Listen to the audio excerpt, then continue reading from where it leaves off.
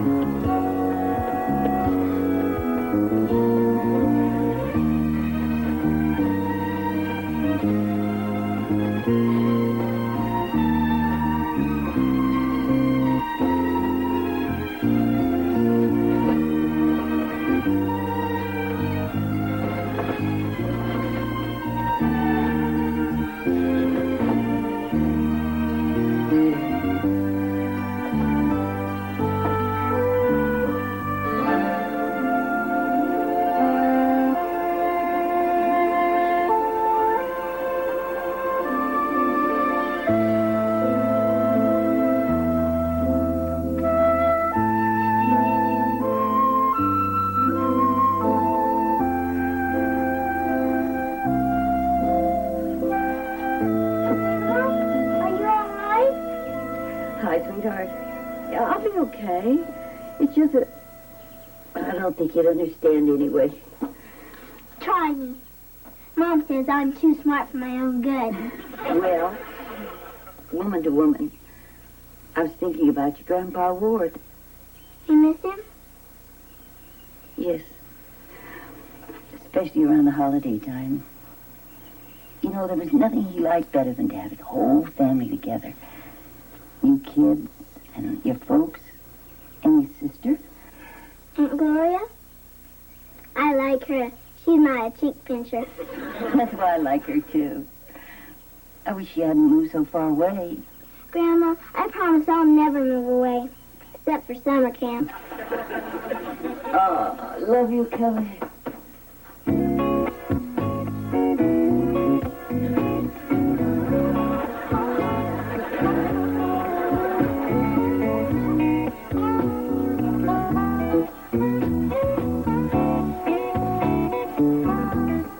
Happy Thanksgiving, kids. Thanks, I hate to break this to you, Ollie, but just because you put on your good suit doesn't mean you're going to get out taking a bath. I already took a bath. Want to smell? Oh, thanks. I'll take your word for it. No, you should try on your suit. No need, because at Dylan's house, they don't care what you wear to dinner. And get this, we're going to watch the football game while we eat. Wow. And it gets even better. We're going to have dessert in the hot tub. There's no way Dad's going to let you spend Thanksgiving at someone else's house. He's just got to. I'm not just begging like a little kid. You saw my proposal. I covered every objection he could possibly have. Oh, yeah. It was real good. Only it's too bad the E wasn't working on Grandma's typewriter. Don't worry. I'm sure he got the gist of it. How are my guys today? Happy Thanksgiving, Dad. Ah, thanks, Al. Boy, do you look terrific. Why don't you go down and show your grandmother how good you look? Are you trying to get rid of me? Oh, in a word, yes. I told you. Dad, did you read my proposal? Well, I certainly did, you know. Now, it was a little hard to read because of the E's, but I have to admit that your grammar and typing have gotten a lot better. Thanks. Then I can go. Well, let me just say that I really appreciate the thought and the maturity that went into this effort. In other words, I'm stuck here all day. Hey, well, let's not get that attitude. You know, this is supposed to be a special day. Dad, I'm not trying to be fresh or anything, but I don't think it's special to have to listen to Lumpy Rutherford grouse because he's sitting at the little table, or listen to his dad make with the over the lips, through the gums, look out stomach, here it comes. Always makes me laugh. That's because he's your boss. I know it's important to you to be with your friends, but I think it's more important for you to be with us. If that's what you really want, you got it. Thanks, son.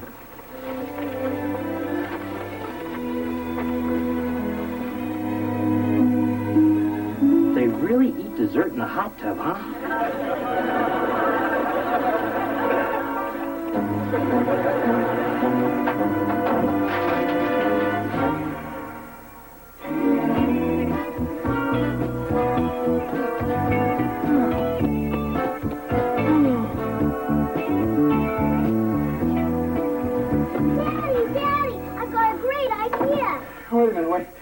Wait till the feeling comes back to my legs. We don't have time for that. You see, I was to help Grandma in the kitchen, but she was sad because she misses Grandpa Ward and Aunt Gloria. Well, we all do, sweetheart. That's why I think we should get Aunt Gloria to come to dinner. Yeah, that's nice. We'll do that sometime. No, I mean tonight. What do you think? Huh? Well, it's a good idea, but, Gloria probably has other plans, and I'm sure the airlines are all booked up. Okay. I guess we'll have to think of another way to make Grandma happy and get her through the day. Okay. We'll give it a try. Dad, you're rad. That's it, Gertrude. If you expect your husband to have Thanksgiving dinner with your parents, then you're going to have to marry somebody else.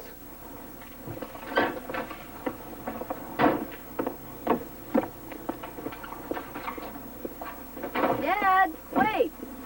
Frederick, if your mom has sent you out here to beg me to stay, then she doesn't realize what a proud person your father really is. Actually, sir, she just wanted me to give you your jacket. 15 years. All I've heard from Fatso and the old crone is how I'm not supporting their daughter in the way that she's accustomed to. He's a warden. What am I supposed to do? Put bars on the windows? Get an arsonist to cook for us? Yeah, Grandpa wants to make up. He says he'll give you more time to pay back the loan. Loan? That money was a gift.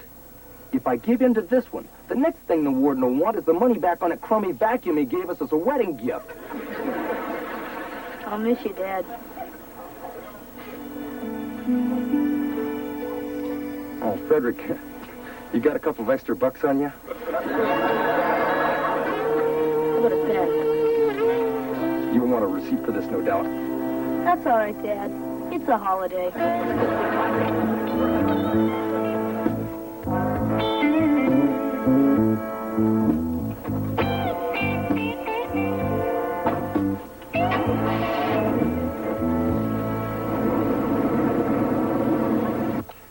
Now, if we pull this off, you got to promise not to tell anybody, okay? Don't worry. I can keep a secret. Mom tells me not to tell you stuff all the time.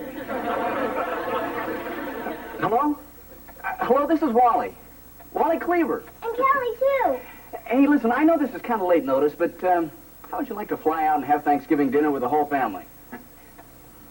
You would? Oh, the answering service. I know you must be very lonely during the holidays, but I was really inviting my Aunt Gloria. Do you know when she'll be home? There's my family. Happy Thanksgiving. Hey, don't you kids have anything better to do with your life than sit around and make these phony phone calls all day? I'll handle this. Now listen, no more phone calls, no more delivering pizzas, or we'll call the police, you'll go to jail, and you'll never get into a good college. Anyone for waffles? What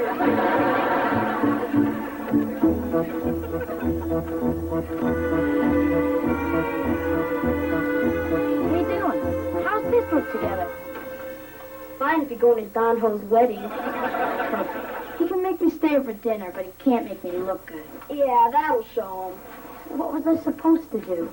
Beg, scream. So you want to move back with your mother? Anything but write a proposal. Rub it in, why don't you? Okay. Did I tell you my old man rented the Rocky Horror Picture Show for after dinner? Well, I always wanted to see that. So go on. Ask him again. You always saying what a pushover he is. Yeah, the kind of pushover who cries every time he sees the Wizard of Oz. Something like this, the answer's still going to be no. You got nothing to lose by trying. Unless you're afraid to even ask. You're not afraid of your old man, are you?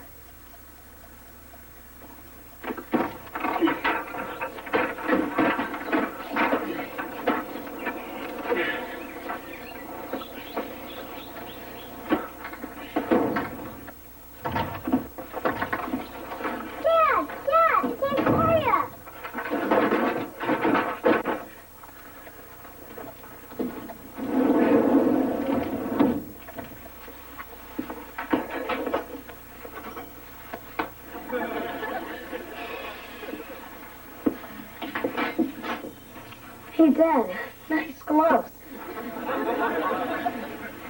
Dad, I know we talked about this before, but I really feel I'm going to be missing something if I don't eat at Dylan's. If you feel that strongly about it, you can have your dessert in the bathtub. Grandma.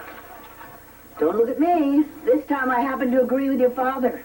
Dad, I really don't understand. I spend every holiday with your friends. And the one time one of my friends invites me over, and you won't even consider it. I did consider it, and I told you how I felt. Look, Dad, Grandma, I'm not the kind of kid who gets in trouble. I try hard in school, and I haven't beat up Oliver in months. Even though a couple of times he was really asking for it.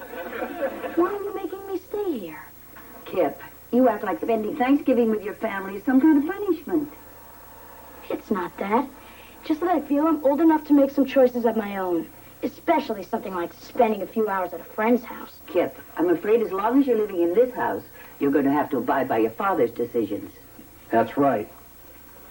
And when you get to Dylan's house, I want you to thank his parents for having invited you over, wash your hands before you sit down, and wait a half hour after you eat before you get in the hot tub or you'll get cramps. You mean I can go? That's what you want, isn't it? Yahoo! Have a nice Thanksgiving. Beaver, I don't understand. It's Thanksgiving. I think families should be together. So do I. But I think that's something Kip's going to have to learn for himself.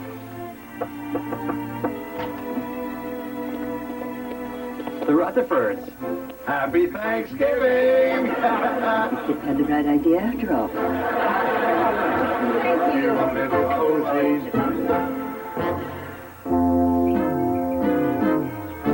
Okay, girls, over here. You ready? Here we... Kelly, you get better there. Hey, what's so funny? I don't know. Are you having a good time? Yeah, it's Thanksgiving. Everybody's here except for Kip and JJ's mom. She went to the fat farm for the holidays. Yeah, last year she gained 16 pounds between Christmas and New Year's. I hope I don't get her metabolism. Hurry up.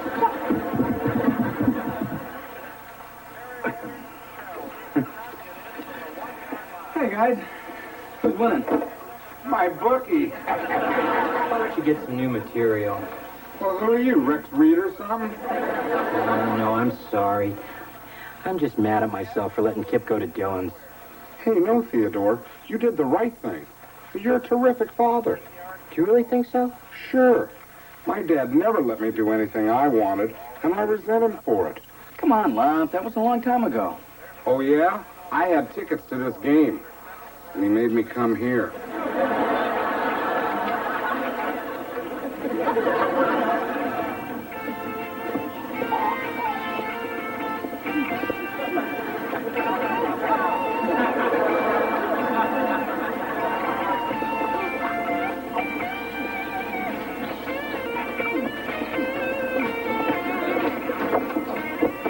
Dylan, where have you been? But Mom, you said to get lost with the hockey stick. I didn't mean all day. Come on in and get cleaned up. And you better be getting home too, Kip. Oh, he's eating with us tonight, Mom. He is. You know you're welcome here anytime, Kip, but on Thanksgiving we like to have just the family. It's sort of a tradition. Hey, Mom, what is this jive? Maybe next time you'll ask. You, inside. I'll see you later, Kip. Okay, bye. Hey, man, I'm not going to let this pass. From now on, I'm going to make their lives miserable. Thanks. Maybe I could do the same for you someday. Dylan! I'll call you in a half hour. Don't bother. After I beg to leave, how can I go home? Hang in there, bud.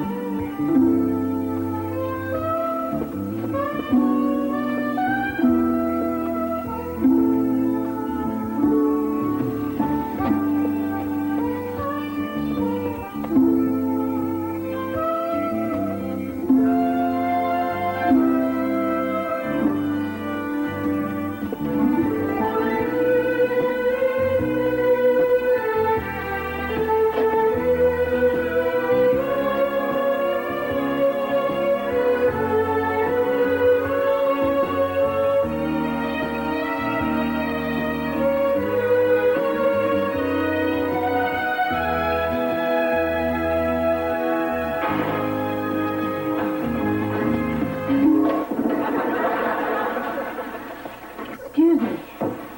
Can I have a grilled cheese with tomato and a glass of water? Change that to a turkey sandwich and a milk. Put it on my bill.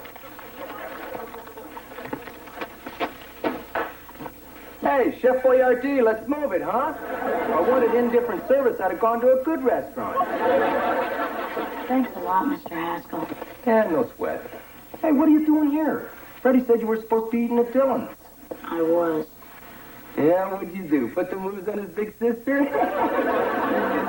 Actually, Dylan's parents decided to disinvite me. Hey, that's pretty low. Even I wouldn't do that. I don't even know how I ever get into messes like this. It's in the genes.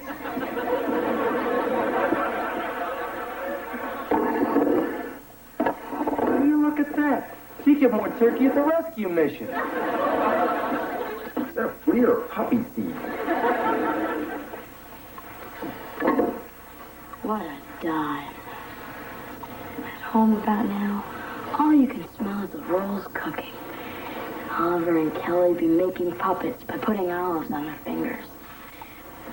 Pretty soon, Grandma will bring out the turkey, and Mr. Rutherford will crack everybody up with that funny toast. Over the lips Hey, you know what I'm doing? I'm playing the world's saddest song on the world's smallest violin. Look, if that's the way you feel, quit boring me and go on home. I can't.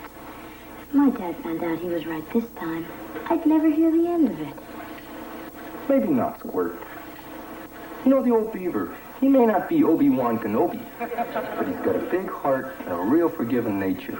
Think so? He's still talking to me, isn't he? But you know, the longer you let it slide, the harder it gets to admit you were wrong. I guess you're right. Thanks a lot, Mr. Haskell. I appreciate it. Hey, Sam, don't go spreading it around. I got a reputation to protect. Get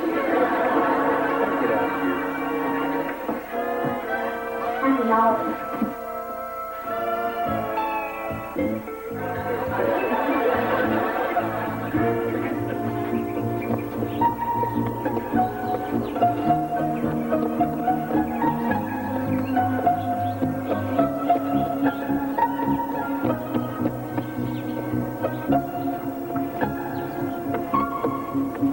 JJ, stop acting like a baby. It's not going to change anything. What are you doing to my granddaughter now? Me? I asked Clarence if there was any way I could sit at the big table tonight. Well, of course there is, my little cupcake. You just trade places with your father, and you can sit right next to me. But, Daddy, will you stop your whining already? Mom! Grandma! Everybody! Here! Quick! Hustle, hustle, hustle! You know how to use this thing? Here, I want you to get all of this. Okay. What's wrong, honey? Ta-da! Surprise! Mariella! Hey, Gloria! Oh, gosh. What's all the emotion?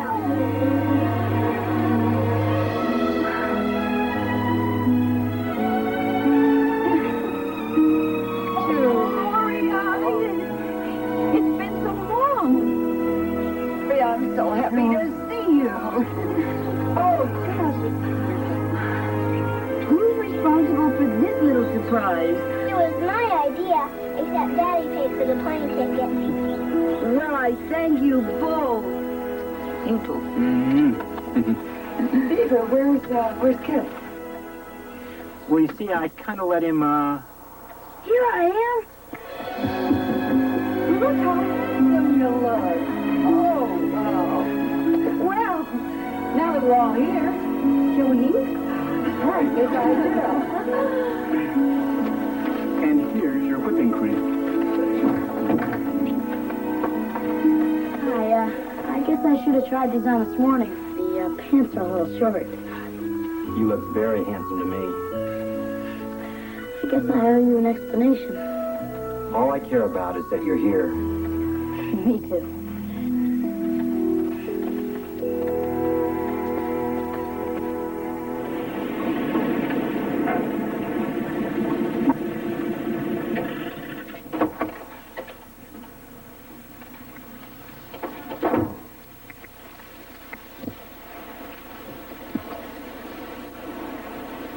No, don't let me interrupt.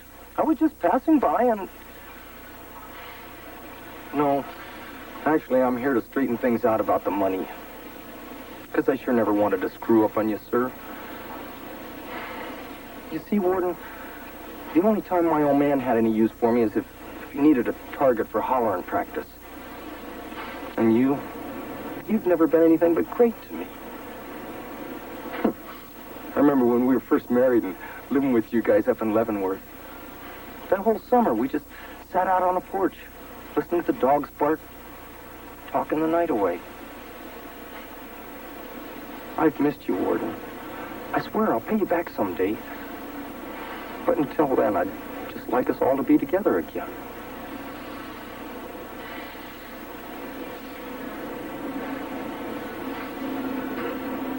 I could never say that. No way.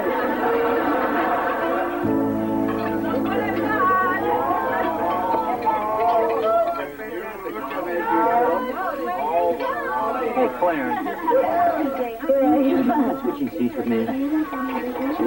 Theodore.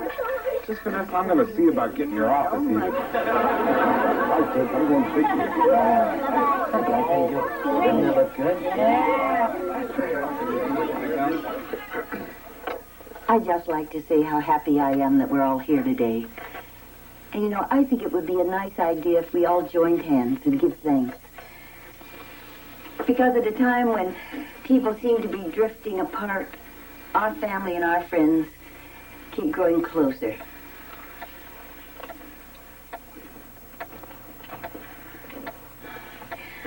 Wally, would you do the honor? I'd love to.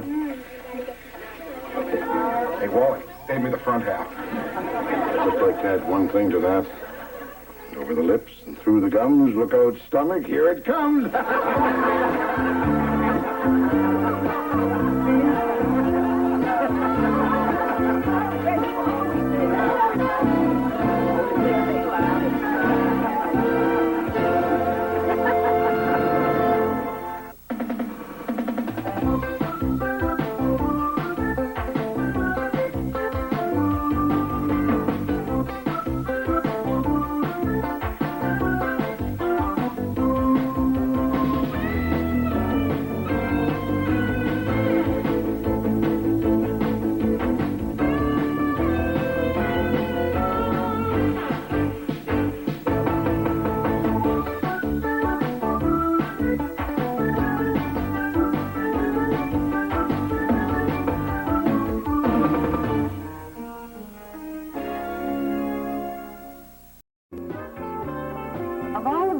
We Cleavers try to teach our children. Some, of course, are more important than others. No matter how hard you try, kids will always leave the house without making their beds, or they'll hide their kidney beans in the flower vase. But in our family, we place honesty at the top of the list. Unfortunately, a lie can sometimes seem like the easy solution to a problem. But the longer you live with that lie, the harder it becomes to face the truth. And that's what our story's about in this episode of Still the Beaver.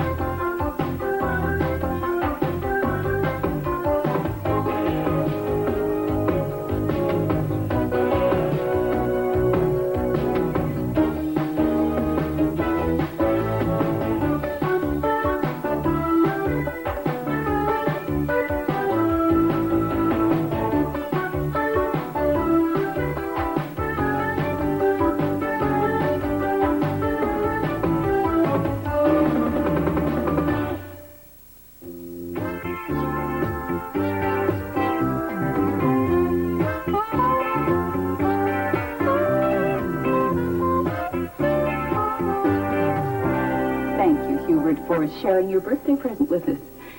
Well, class, while that may have been difficult for some of us, there's a tremendous scientific value in seeing a real calf's brain. Hubert, next time you have something disgusting to share it with me first.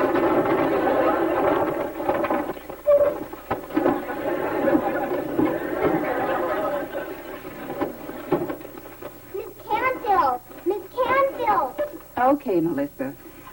Let's remember now, the important thing is how much joy something brings, not how much it costs. I'll try, Miss Cancel. Today I'd like to share something very special to me. And they're just about impossible to find in Mayfield. But my father went to New York on a business trip and brought me home. If it's another ceramic course, I'd rather see cow brains. My very own mulberry bush doll. Boss! Big deal. Isn't she beautiful? And she's even more expensive than my Cabbage Patch doll. Sorry, Miss Cancel.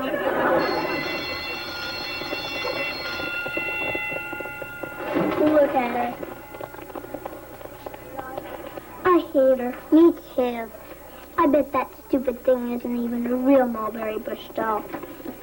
J.J. Rutherford, where are you going? Just to get a closer look. Make sure it's real.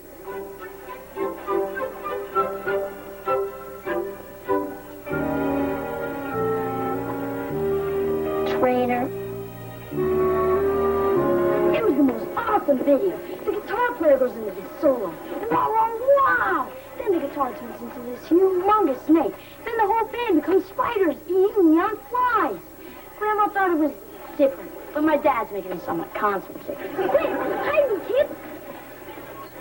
How'd you for what? That.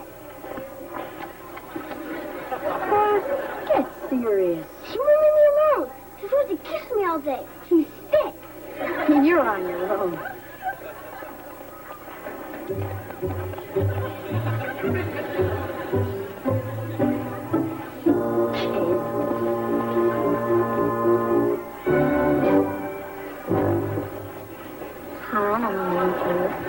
Hi, Peggy.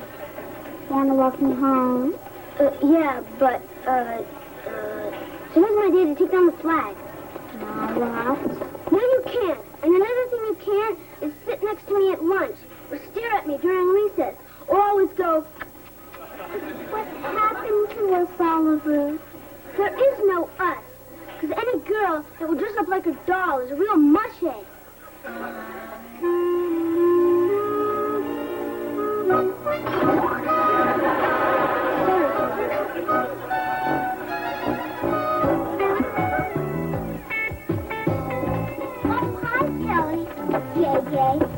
Kelly, all the other girls are coming over to play with my doll.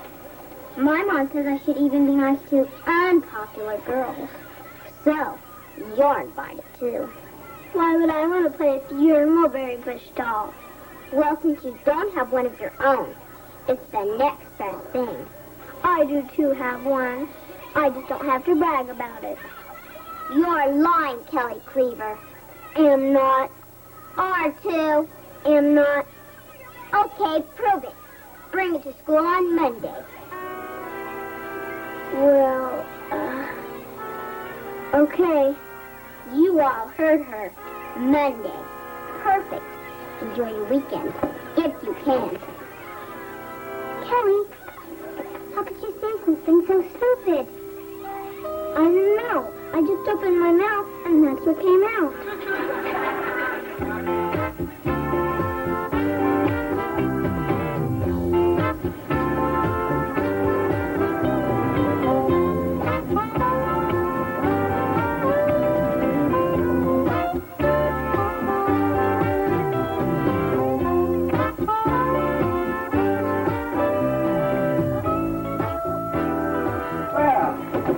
How's my little girl?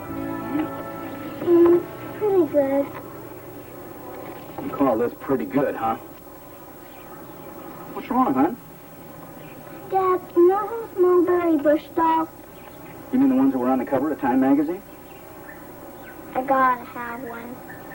Well, we'll see if we can't work something out, okay? Do you think we could work something out by Monday so I could take it to school? Kelly, you didn't tell someone that you already have one of these dolls, did you? No. I told everyone. Can we move to China? Well, now, you know what you did was wrong. I know.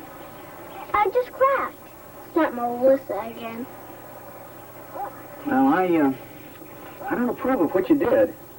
But, there's no law that says a father can't spoil his little girl now and then. Oh, Daddy, I love you. And you don't have to buy me another present for the rest of my life. You really mean that? Probably not.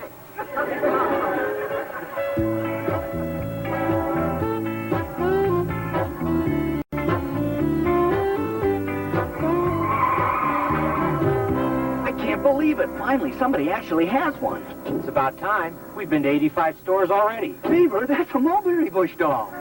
That thing? That's what we've been dragging all over the county for? I thought it'd at least look cute like E.T. I don't care what it looks like. They've got one, and it's mine. Kelly's.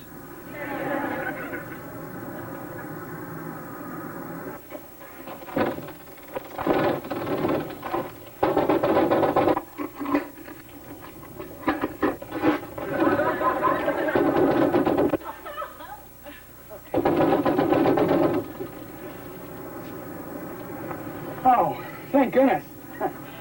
Hey.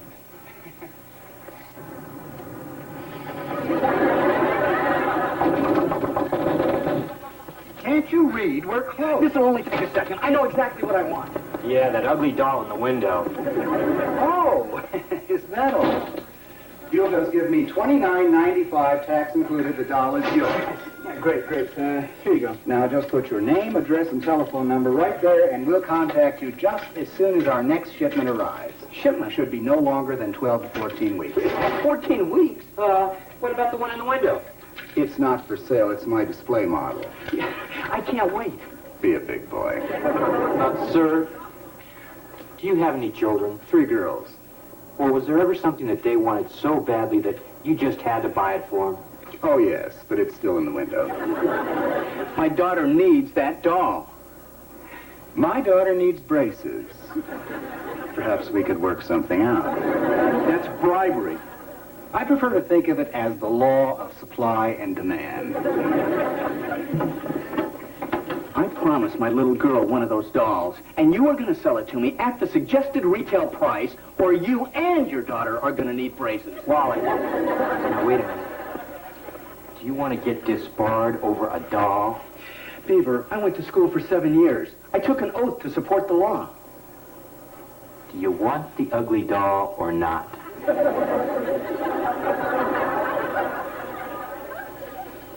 You think he'll take a check? Look, Wally, I know it was expensive, but you probably got the last one in the whole state. Yeah, for $120, you'd think he would have gift-wrapped it. Mine was only 79 cents. But I think it's a lot cuter. Yeah, boys are easier to please.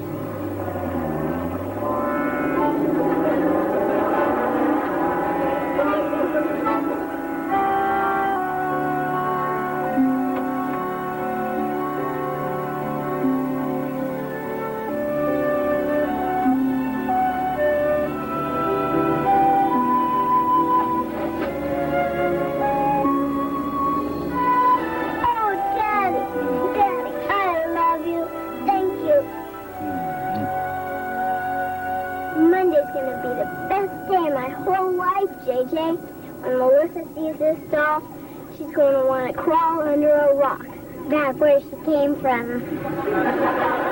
I've got the best dad in the whole world. Yeah. Clarence said I couldn't have one of those dolls until my grades came up and he got a new car. Don't your parents mind you calling them by their first names? I think Letitia does. Because Clarence doesn't care what I call him as long as it isn't Lumpy. Kelly, hurry! A car just crushed the fire hydrant, and you can get wet from all the way across the street. Come on!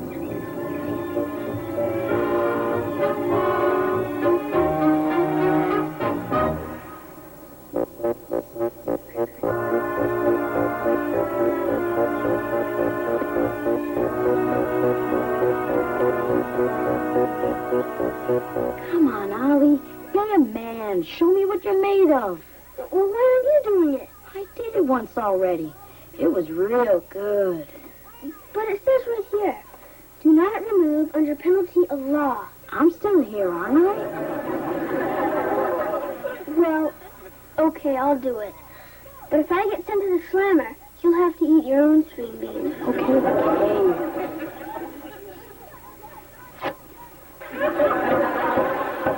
He made me do it! My life is over. I lost my dog. Big deal. I just broke the law. You don't understand. After all my father went through to get that doll, I'm going to be locked in my room for the rest of my natural-born life. At least you won't have to face the kids at school on Monday. What am I going to do? Tony Dog ate it. We don't have a dog. Get Uncle Wally to buy you one. Then we can play with it. Ollie, I've got grief here. We don't have a cow over this, Kelly. There's got to be something we can do. Why don't you borrow one? I thought of that. But I don't know anyone else who has one. Me neither. Except for that creepy, snail-faced Peggy Morgan. Oh, no. I know what you're thinking. Please. I ain't going over there. Not for you or nobody. I'm not nobody. I'm your cousin. We're family. We help each other. Besides, if you don't go, I'll tell Dad who put the bubble gum in his bowling ball. Oliver, I was surprised to hear from you after you called me a mushhead. It was the end of a rough day. You should got around the dolls. Once in a while I'd like something else, but my parents have no imagination. Boy, this is pretty fancy stuff, huh? Thank you. I only bring these plates up for special occasions. For every day I use Flintstone ware.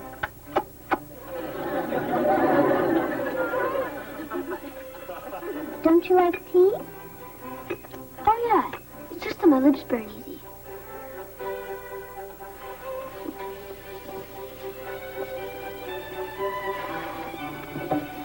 So, tell me about yourself. Well, first I was born, then my parents got divorced, and now I'm in 4th grade. Do I have a lot in common? Probably not, because I'm a boy, and I like cars, getting dirty, and dinosaurs. Do you like me? The funny thing about dinosaurs is, even though they were real big, they were pretty stupid. But do you like me? Oliver, I asked you if you liked me, and I'm not going to ask you again. That's a relief. Don't you just say it? You hate me, don't you? Yes. You're a sappy girl who lives with sappy dolls and drinks sappy tea. And the only reason I was even trying to be nice to you is because my cousin Kelly used to borrow your sappy mulberry bush doll, so her whole class don't laugh at her, and she won't have to move to China. But it ain't worth it. Oliver!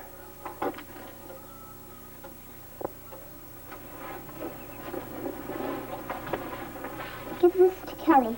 Tell her she can keep it as long as she needs to. You're gonna do that even after all those sappy names I called you? You better go now.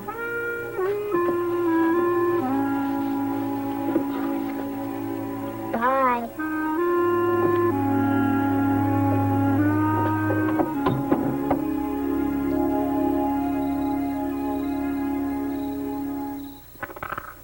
Five. 1, 2, 3, 4, 5. General knowledge. Oh, I'm good at that. All right, Mrs. Cleaver. Your question is, how many stars in the Big Dipper? That's general knowledge? Come on, just take it. Hey, now, wait a minute. No looking out the window. That's cheating. 23. I'm sorry, Mrs. Cleaver, but we do want to leave you with a year's supply of bean dip. I don't know why this game is so popular. 2. Geography. Good luck. Is the capital of what country? What is that, Mom? Kuala Lumpur. Is the capital of what country? Malaysia. You know, have you been studying the cards again? Yes, honey, that's what I do after you go to sleep every night. Oh, I'll get it. Here, Mom, take my turn. 4. 1, 2, 3, 4. History. All right, Mrs. Cleaver, now take your time. Who is buried in Grant's tomb? Ulysses S. Grant. General and Mrs. Grant. This game is the product of a sick mind. You won't believe this. Kelly, get down here. Kelly lost her doll in the park, and a little boy found her name in it and brought it home. It's going to take a load off her mind. Yeah, Dad? Kelly, What is it, Dad? I rotated my tires today. Again? Yeah, well, you never can be too safe. Are you enjoying your doll? Oh, Daddy, I love her. And I'd never let her out of my sight. Yes, I can see that. Well, we'll be up in a little while and say goodnight, sweetheart.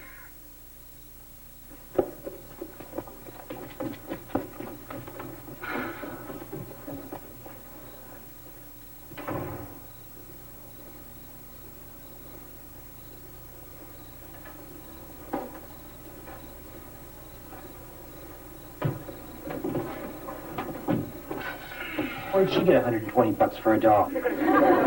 How much? That's not important. The point is that she stood there and pretended like nothing was wrong. And you stood there and let her get away with it. Under the circumstances, I think it was the best thing he could have done. She knows she did something wrong. If I know my granddaughter, she'll be down here with a little confession any minute. And if she doesn't? Don't ask me. I only raise boys.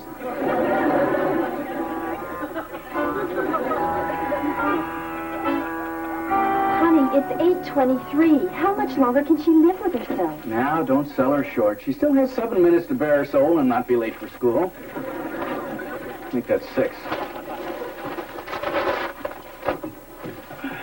Goodbye. Goodbye. Bye. I have to clean the rabbit's cage after school, so I'll be home late. Kelly, isn't there something that you wanted to tell your mother and me? Dad? Yes, sweetie? Can I have some lunch money? It's Sloppy Joe Day. Yeah, sure. Here. Now, is there anything else?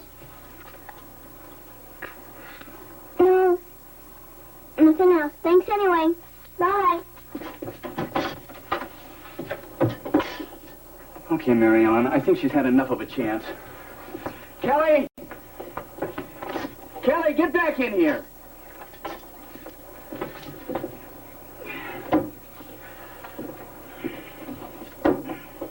Something wrong, Dad? No. I just didn't want you to leave without this.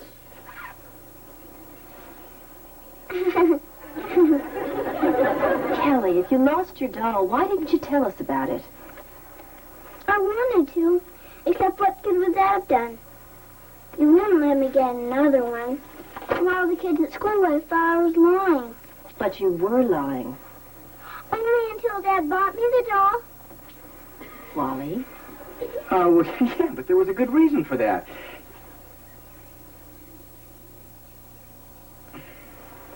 Well, I guess there wasn't.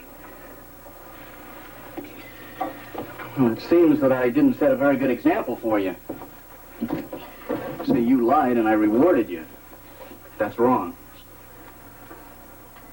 I didn't want to lie.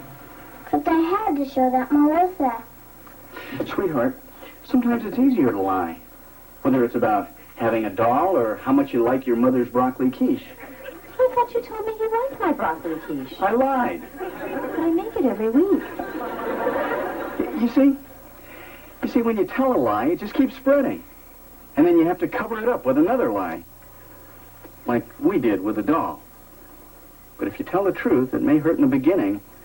But in the long run, you won't have to eat green quiche every week. Now, does that make any sense to you? I kind of knew what I did was all wrong. But I was hoping I wouldn't have to learn my lesson until after I showed Melissa up. Could I wait a little longer? That's up to you, Kelly.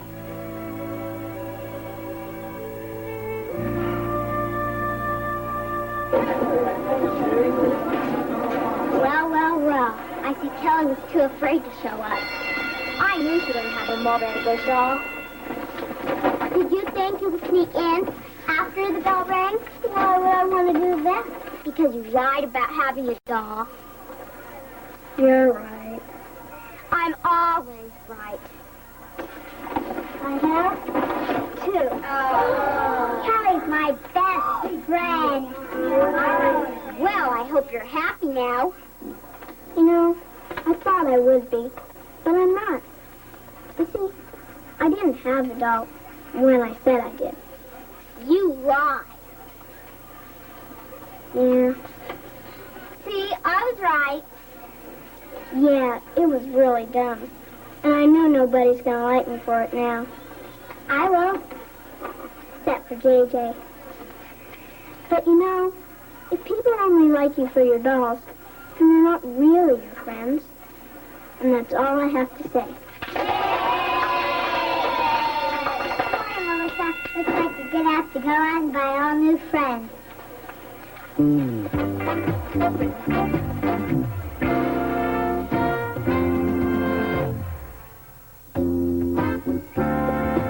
Also, we've only got 5 minutes. Dad, you have to go inside for me. Kids will think I'm a whimper. Get it. The last time you had a dental appointment, you buried yourself in the sandbox. Dad, please. Now, wait a minute. I don't care what your horoscope said today. You are going to the dentist. It'll only take a second. Okay, but just a second. I'm parked in the bus zone. Peggy. Here's your doll back. Thanks for the loan. You're welcome. You know, you're really not such a bad guy for a girl. And I probably would like you okay if you didn't always chase me around and go... I guess I have been a little obvious.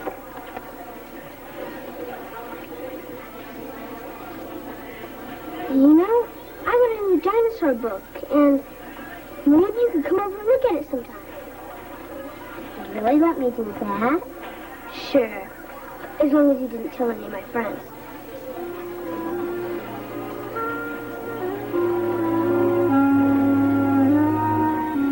Oliver, that was very nice. I'm very proud of you. Yeah, I figured after that, going to the dentist will be a cinch. What a man.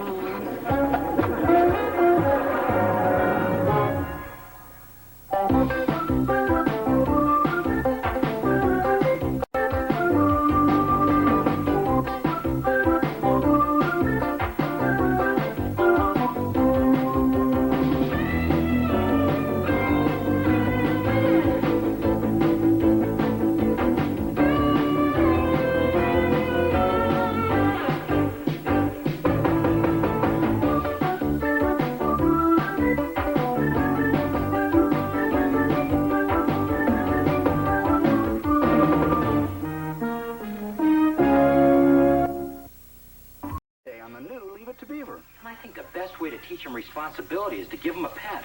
They breed horses smaller than that dog.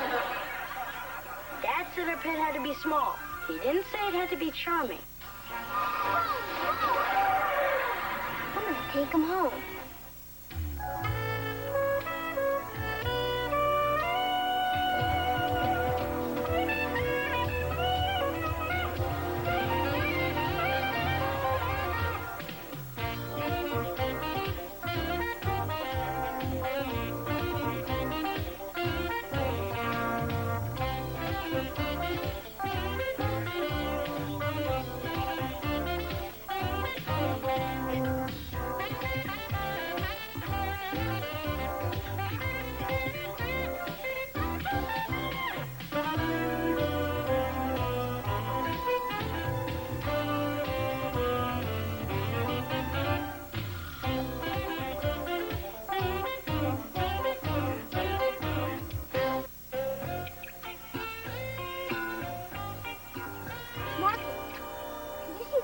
Godzilla movie last night?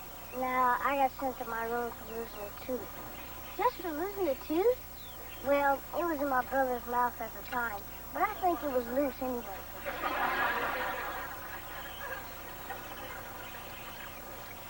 One, two, three. Uh-oh. I think think I just killed a fish. You have some imagination, Oliver. Me? You're the one who's scared of kryptonite. You laugh. But I had a bad experience once. Coming? Oh, sure. Take off even before I get a chance to beat you. Wait, you can't leave like that. Oh, thanks. You're the only one I can trust with my secret identity. See you later, Ollie.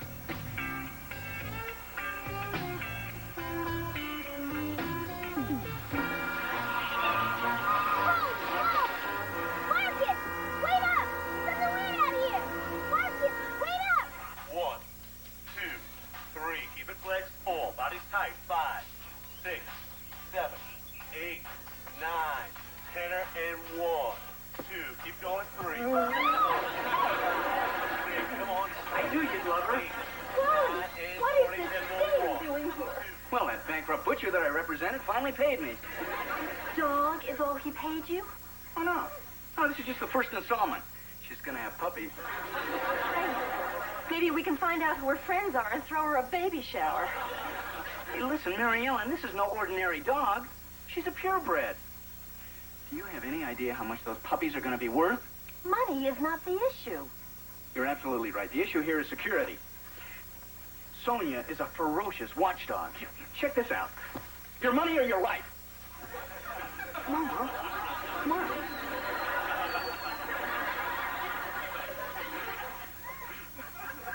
Well, she's great with kids. But you know Kelly has allergies. Oh, come on. She got over those a long time ago. Bob, is there a dog in the house? Not for long, Kelly. Hey, look at him, Beaver. A Blaney's dog. Now, come on. Is there any greater joy? Well, Kip was happy when we brought Oliver home, too. But after a couple weeks, he wanted to give him back. Oh, hi, Mom. Oh, Grandma, look what Uncle Wally got us. Well, how thoughtful of Uncle Wally. Beaver, did I see you in the kitchen a minute? I knew you'd want to, Mom.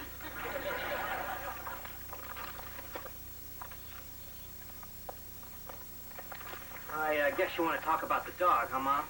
Beaver, whether the dog stays or not, that's your decision. I can always be happy in a condominium. Don't worry about it, Mom. If Wally and I couldn't keep the alligator, the horse, or the monkey, I guess the boys can live without Moby dogs. Dad, Grandma, I just saw a monster. That's just Wally's dog. No, down by Miller's Pond. A real live monster. Now, Oliver, you know better than to tell tall tales. Why don't you go get washed up for dinner? I should have known. No grown-up would believe me. In a couple of days, they're going to forget all about having a dog. Dad, thanks for the neat dog. Wow. Think about it, Mom. Is there any greater joy than a boy and his dog? Yes, a grandmother and her clean house. I hate always having to be the bad guy. No, you can't have a pet. No, you can't watch TV. No, you can't go skydiving. Beaver, I don't want to deprive the boys, but do you honestly think those boys are responsible enough to care for that dog? I don't think Tarzan could care for that dog. Well, then go in there and tell them before they get too attached. I want this meal to be special, sweetheart. I made the same thing for Mary Ellen when she was expecting. Only, she didn't have to eat it off the floor. Come on, girl. Here you go.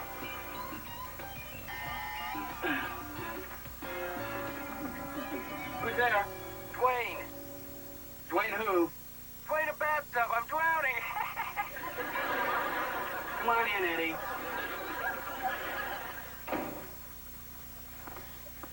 Hey, so how's the old flea bag? I wish you wouldn't talk about her like that, Eddie. Ooh, touchy, touchy. I'm here to save your marriage, not boost your dog's ego. Okay, okay. Look, I've made a list of instructions. Now, this is what she likes to eat. Are you kidding, Sam? My kids don't eat this good. Eddie, are you sure you're going to give her a good home? Hey, who said anything about a home? I need a guard dog for my construction site. Is that the way you're going to treat my dog? What are friends for? Sonia, sick him.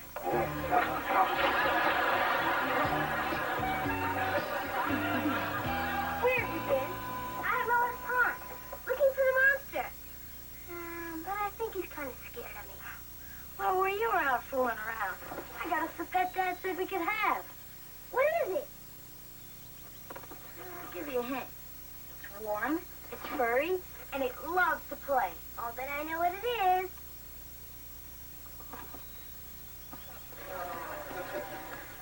Spider ate our kitty. Brain. That spider is our pet.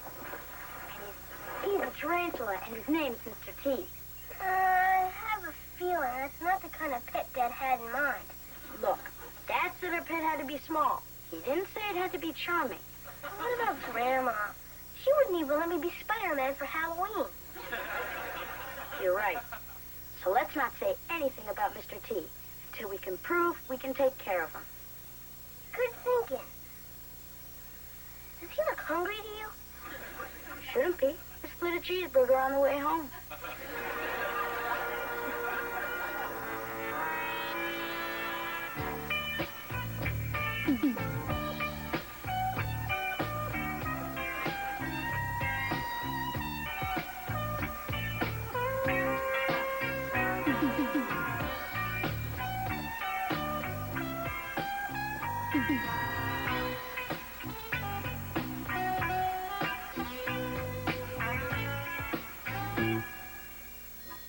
Holy Toledo! Uh-oh, Mr. T, where are you?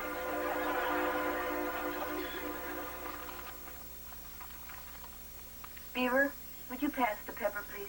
Sure, Mom. Thank you. Morning. Morning. Hi, Mary Ellen. What do you need? Can I borrow some eggs? Wally's used the rest of ours to make Sonia's Alpo omelet. They're in the refrigerator. Want some coffee? Love some. Well, I finally told Wally, either find a home for Sonia by this weekend or build a doghouse with a guest room for himself. You're going to have an uphill battle, Mary Ellen. Now, Wally's always loved animals.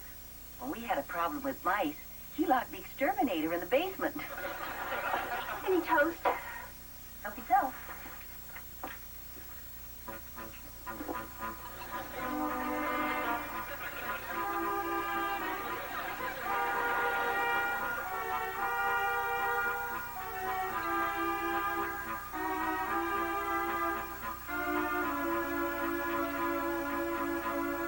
Oliver, how come you're not ready for school? Because I think I'm going to be coming down with something. Well, all the more reason to have a good breakfast. Here, you sit down there. Good morning, Aunt Mary Ellen. Morning. Good morning, Aunt Mary Ellen. Hi, Kip. Well, good morning, Chip. I suppose you're going to be coming down with something, too. Yeah, well, there must be something in the air or on the floor. Well, come on, sit down here. I'm not serving breakfast in shifts. Jelly in the fridge? Uh-huh.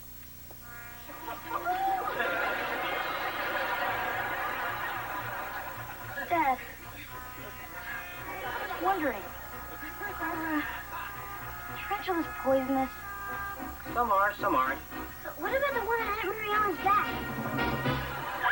I don't know what gets into your heads. I stick out my neck so that you can have a pet.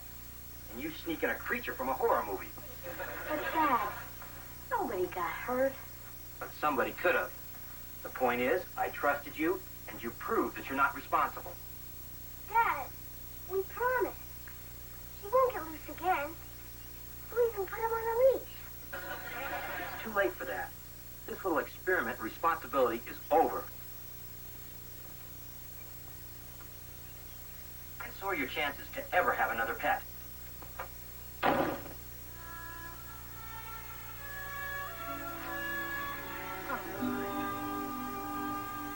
So Mr. T's history, huh?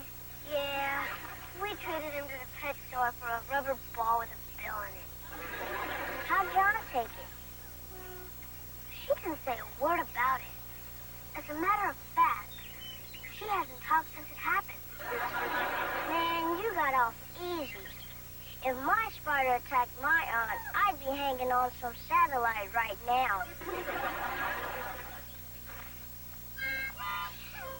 Scare the monster. Get a grip, Ollie. There aren't any monsters in Mayfield, except for that weird guy who talks to himself in the post office. Oh, yeah? If there are no monsters, then where do these tracks come from?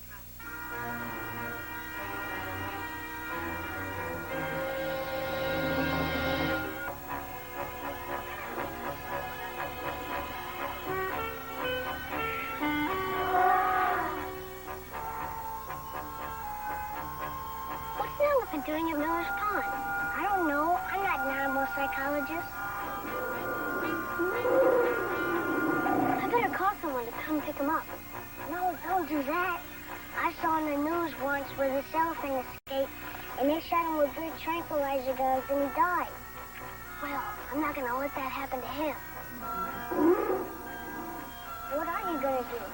I'm going to take him home. Be careful. After what happened with that spider, you'd be taking a chance bringing animal crackers home.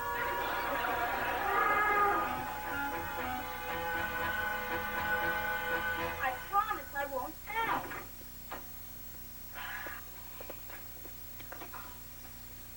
I'll tell him. No! Skip me! They're gonna hurt us and maybe shoot us. And we gotta protect them. Ollie, where are you? We're in the garage. Blabbermouth.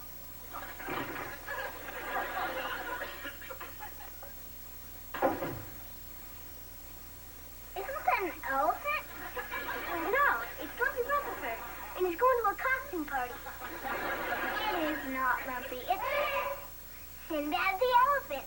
We learned about him in current events yesterday. He was supposed to be in a luggage commercial, but he ran away. Everybody's looking for him. Well, they're not going to find him, because I'm going to keep him right here. Nothing bad happens to him. You don't have any idea how to take care of an elephant. Sure I do. I've seen Dumbo 3 times. Oliver, be realistic. You can't keep him here forever. Listen, if you don't want to help me, then fine. Just get out of here. Come on, Kip.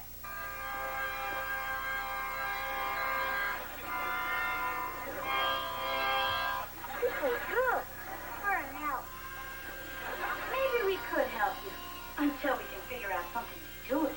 Thanks, guys. But remember, not a word of this leaves the garage. Deal? Deal. Deal.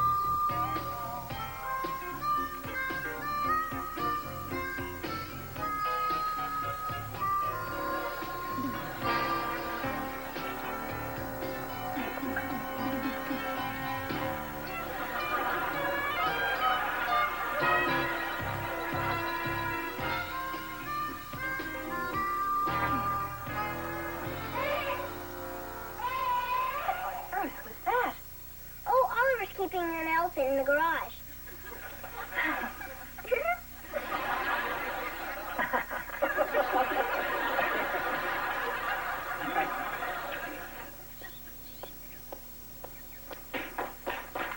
Dad, wait! What are you doing?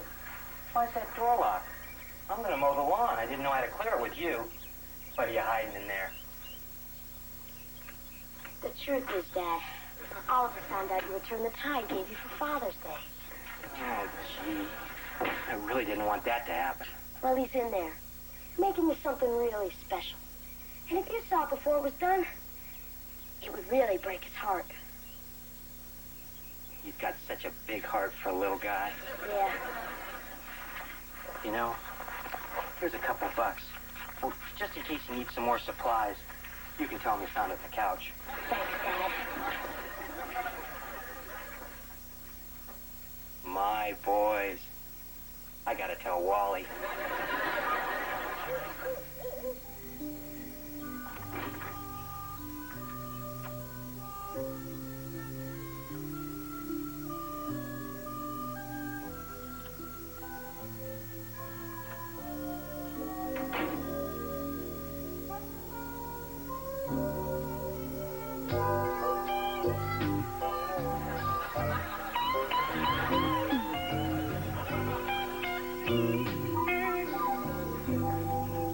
Don't get discouraged, girl. Kelly's allergist says the new breakthroughs are being made every day. Oh, and Mary Ellen is starting to soften. I can see it. It may not be obvious to you, but I've known her longer. Hey, wait a minute. Where are you going? Come here. Come back here. Whoa, big girl. Hey, whoever's in there, I gotta warn you, I got a vicious dog out here. And I was all county in football.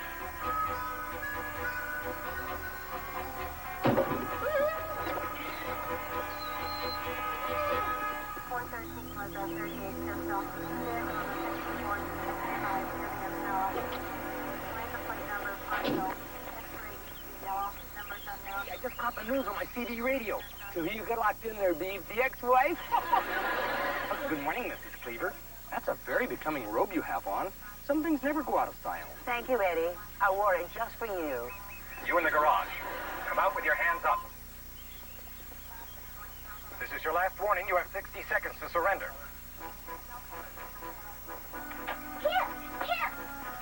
Wake up! What is Come it? quick! It's Sinbad. There's cops in our driveways with guns. Ollie, wake up! Wait, sit here. Okay, your time's up. We're coming in.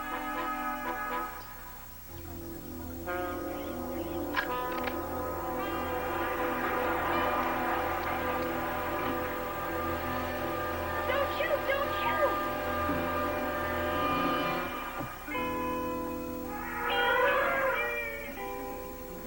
Happy Father's Day, Dad.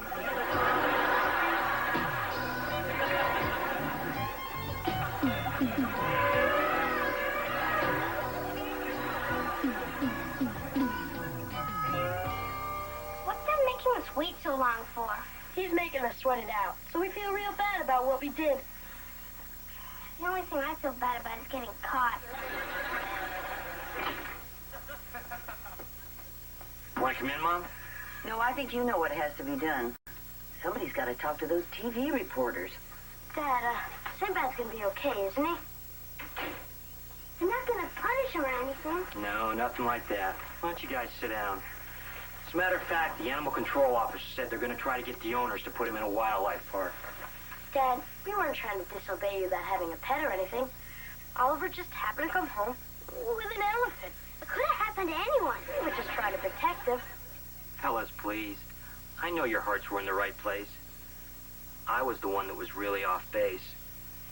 Just because you made one little mistake with that tarantula, I didn't think you were responsible enough to care for another living creature. But I was certainly wrong. We forgive you, Dad. Aw, thanks, Ollie. And you know, the next time I tell you that you can never do something again, remind me of the time that I told you could never have another pet. You mean we can have another pet? Well, as long as it doesn't have more than 4 legs and can fit in through the front door. What's the matter, Oliver? I thought you'd be a little more excited. It's hard for a guy to get all sweated up after he's had his own elephant. Yeah, I think I understand how you feel. Why don't you give it a couple weeks? Maybe you'll feel differently.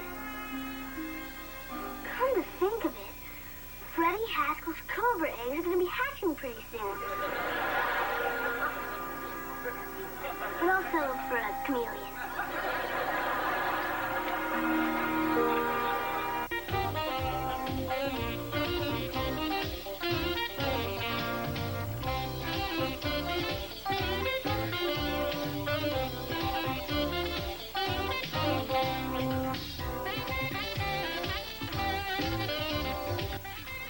Take care of yourself and your family with a show that puts parenting in perspective. Join Debbie Van Kiekeveld tonight at 9:30 for Positive Parenting, only on YTV.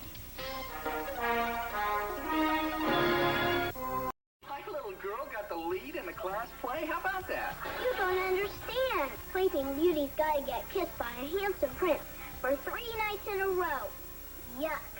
Sleeping Beauty. I just hope she doesn't slug him in front of all these witnesses.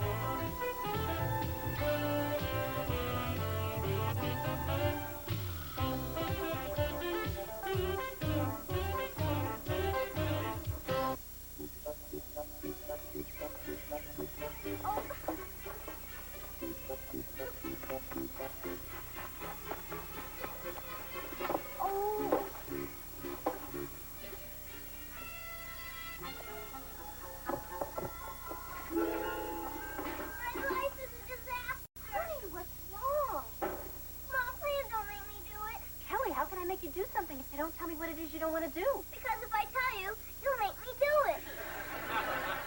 Where's Dad? He's on the phone trying to get a client out of jail. But this is important. Hi, where's Wally? I gotta see him right now. Get in line. I am in line. Daddy, don't make me do it. Okay, you don't have to do it. Now, why didn't I think of that? Wally? So, Kelly, what don't you want to do? Be Sleeping Beauty in my class play. I can't. Oh, sure you can. Look, Wally, I gotta talk to you. My little girl got the lead in the class play. How about that? I knew playing a thermometer last year would lead to bigger things. You don't understand.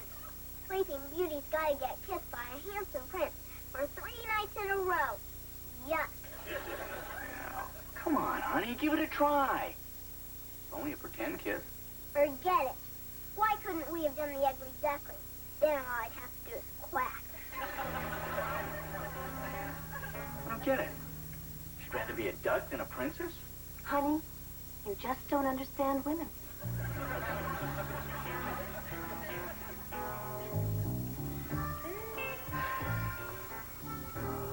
So, what's your problem, Beaver?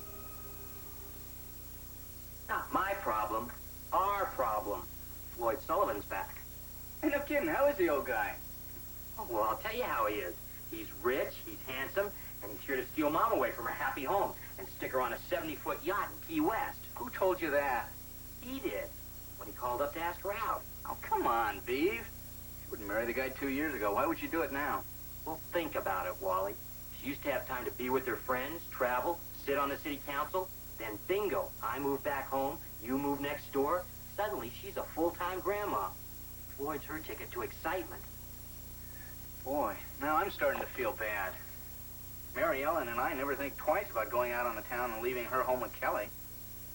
Well, it's not that the kids and I couldn't manage without her. It's just that she's become such a big part of our lives. I'd hate to lose her. Well, you know, Beav, if you're really afraid that Mom's going to jump ship, we all better start making her life a whole lot easier. You know what we should do? What's that? Start treating her like a guest in our homes.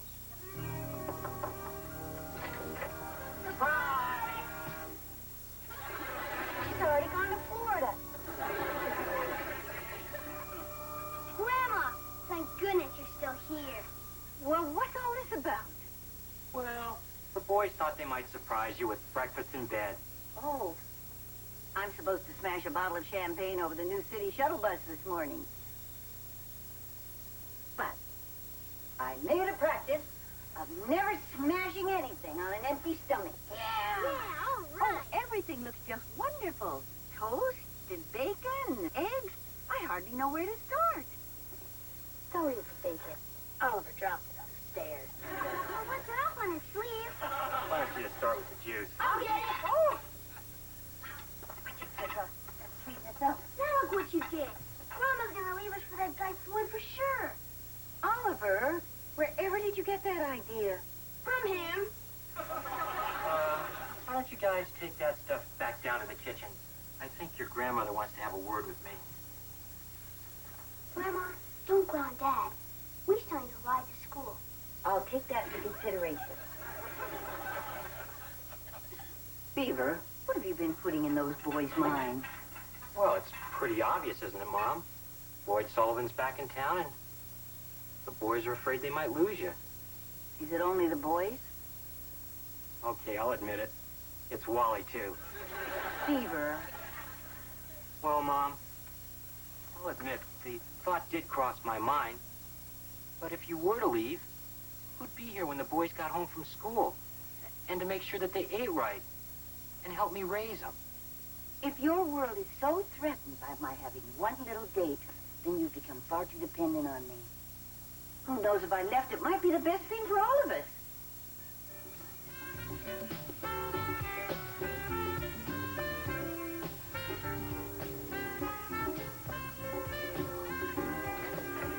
Oh, hi.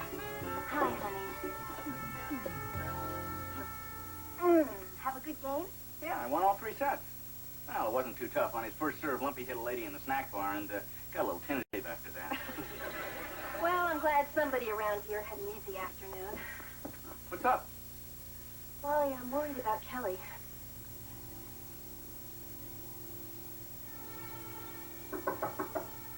Honey, can we talk to you?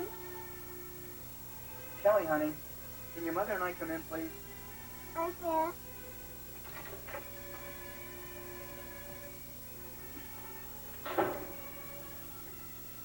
So, how's everything in school? Not bad, but I can't never go back. Not after what I did. Kelly, before we start checking into private schools, could you tell us what happened today? Well, we saw a movie about our friend this time, and in rehearsal, I belted the prince. You belted the... Any particular reason why? He tried to kiss me. Everything was going fine until Miss Canfield said we were going to rehearse the last scene. So I lay down on the card table and closed my eyes. And Doug said, "That's the prince. At last I have found you, but I fear I am too late, for my life will never be complete without you, my sleeping beauty." Then I smelled salami.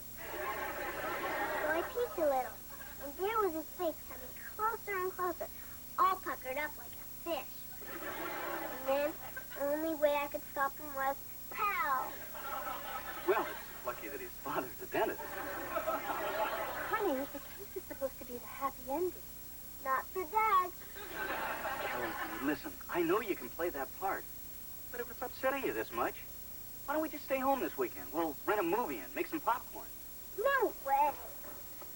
Okay, Kelly, what's going on? Do you want to be in this play or not? I don't, but I got to, or else everyone will think I'm a loser, and I'll never get picked for anything again except banging a racer. Well, okay, stay in the play. But tell Miss Canfield that you want a less demanding role, like a peasant or a rock. Oh, Daddy, how can you be so mean? Actresses.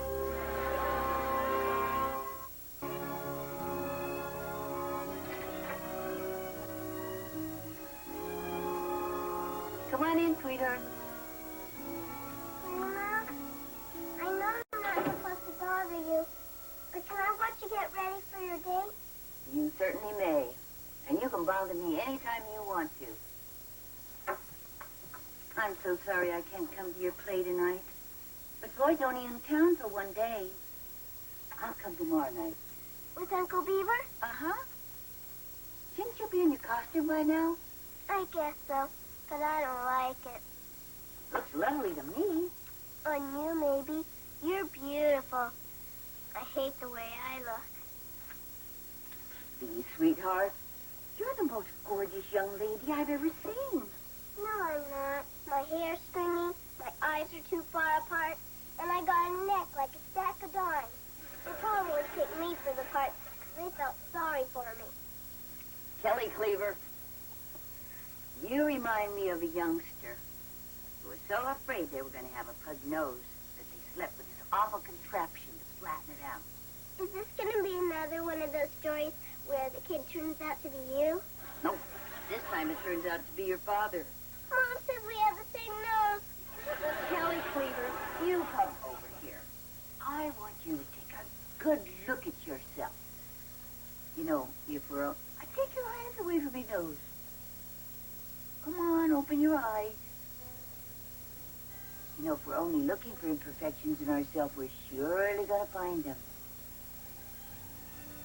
You know something? I hate to be the one to break this to you. But, honey, you're a knockout. No. Really? Mm-hmm. Just look at those high cheekbones. You get those from my side of the family. I never saw them before. Well, all the top actresses have them. But none of them have eyes like yours. They open and close good, too. I bet you'd just be stunning in that costume. Let's go put it on.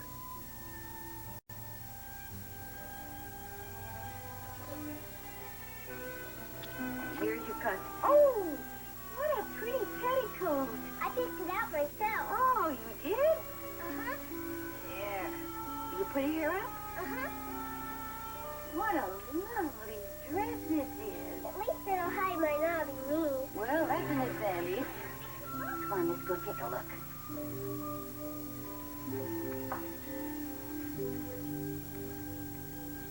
I still got a neck like a stack of dimes. Well, so did Cleopatra.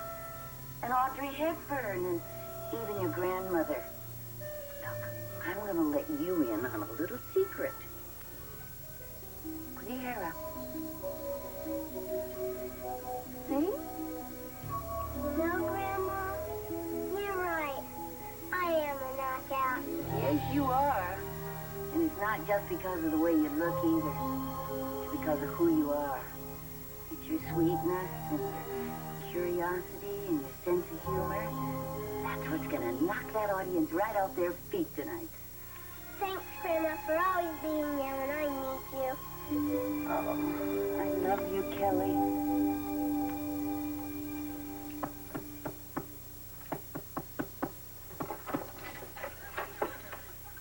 Hey, Gertrude, is the man of the house about? Cut it out, Eddie. I don't need any guff from you, especially not tonight. You're right, Beef. That was a cheap shot. Hey, look, why don't you gather up the kids so I can get them out of here before your Tupperware party starts? Kip, Oliver, your ride's here. Theodore, might I remind you of the spiraling cost of admission at the drive-in? Okay, but this time just don't sneak them through in the trunk and then try to pocket the money. We got five! Here! You got it, this car. It's so long it sags in the middle. Hey, this guy's no teenager. Did you say he lived in Florida or discovered it? Eddie, doesn't the movie start soon? Hey, I just want to stick around long enough to meet the petrified playboy. Maybe if we don't answer, he'll go away. Now, come on. I want you guys to be on your best behavior. And you too, Eddie. Theodore, how nice to see you again. Ah, thank you, Mr. Sullivan. These are my two sons, Kip and Oliver. Kip? Oliver? Well, how was your trip? Fine. Who is that obnoxious child out front who tried to charge me for parking? You must have encountered my firstborn, Frederick. And this is Eddie Haskell, who's just leaving. It's a pleasure, sir. Coming, son? And may I say, that's a splendid suit. Are ascots back in fashion again? Why don't you boys go outside and keep Frederick out of trouble? Boy, he must be a messy eater. He's got a napkin on his knee.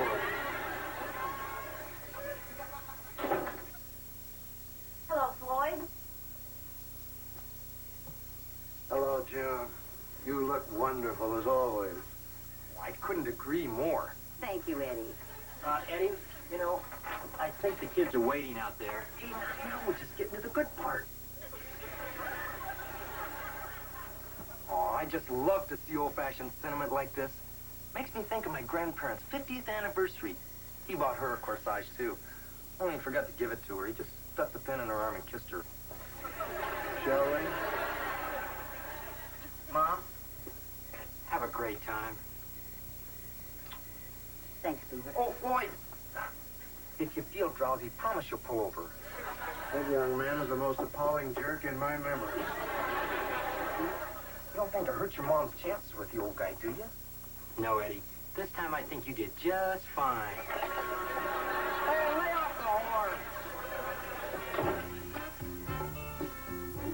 Excuse me. Pardon me. Sorry. Excuse me. Hi. Were these the best seats you could get? Clarence, this is the second row. I just hope I can get a good shot of JJ from here.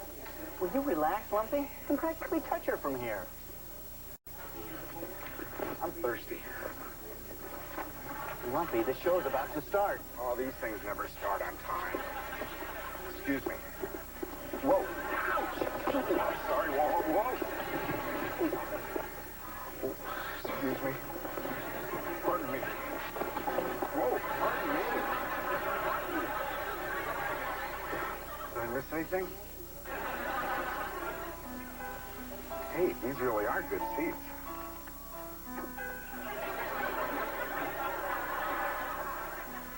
Long ago, far away, in a magical kingdom, Princess Aurora was born, sitting stepped in a fair queen. From near and far, people came bearing gifts, including me, her fairy godmother. Thanks, Clarence. Now I can't think. Okay, Melissa.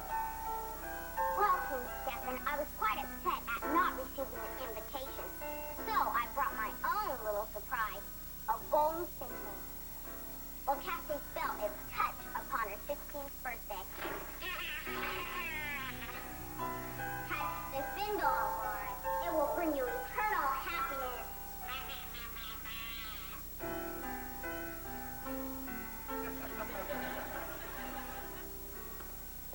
Don't touch it, Aurora. It will bring you eternal beauty.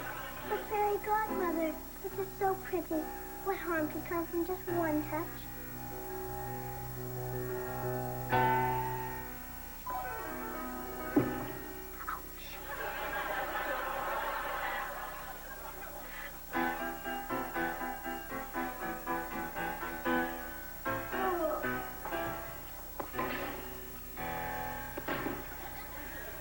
This is it. Oh, fair maiden, at last I've found you. Here I am too late. My life will never be complete without you. Sleeping Beauty. I just hope she doesn't slug him in front of all these witnesses. Come on, Dad. Kiss me. Don't worry. I won't pop you again. Just scared. I couldn't go before. Especially for our parents. Come on.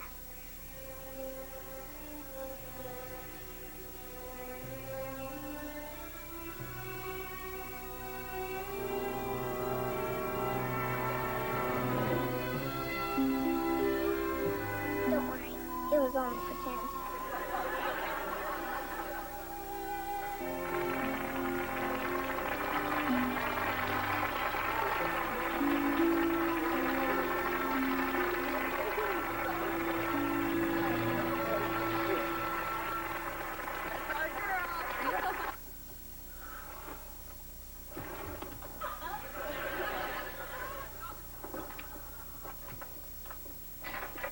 Mom's not home yet, huh, Beaver? Not yet. Are you worried too? Oh, no, I always walk around the street at 1:30 in the morning. Come on. I don't want her to know we're waiting up for her.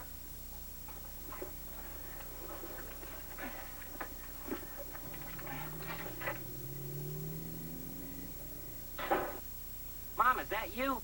Hi, Floyd? Are you waiting up for me? No. We were just playing poker. Oh, really? Why'd you just discard 3 kings? Mom, I think we ought to have a talk. Oh, this sounds serious.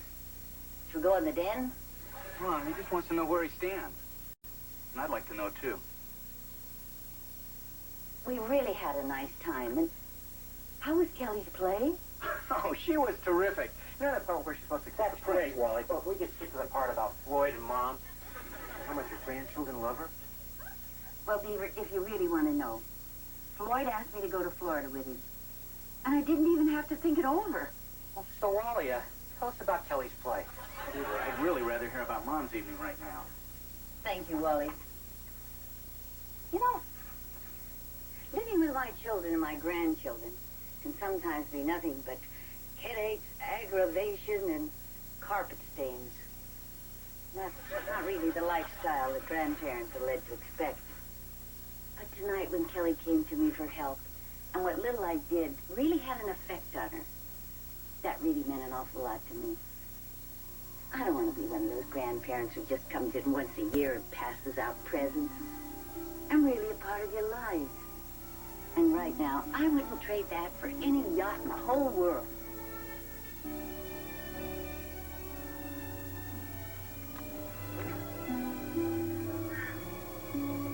It's been a long, wonderful day.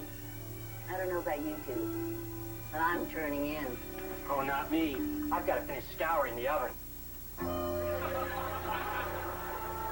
What's wrong, Mom? I don't have the heart to tell him. It's a self-cleaning oven.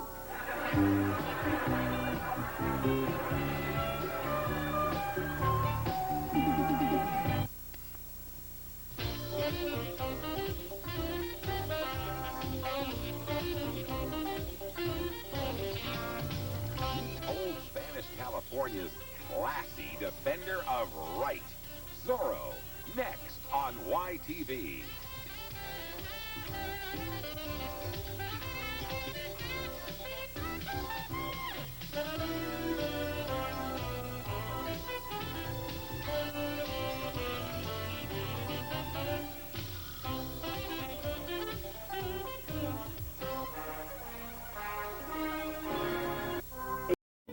One thing that never seems to change from generation to generation is the desire to belong. There's nothing like the camaraderie of being in on something special. But when you discover that you're wanted, not for who you are, but for what you have, it can be a painful experience. And what's even worse is realizing that you've neglected those that really matter the most. And that's our story in this episode of Still a Beaver.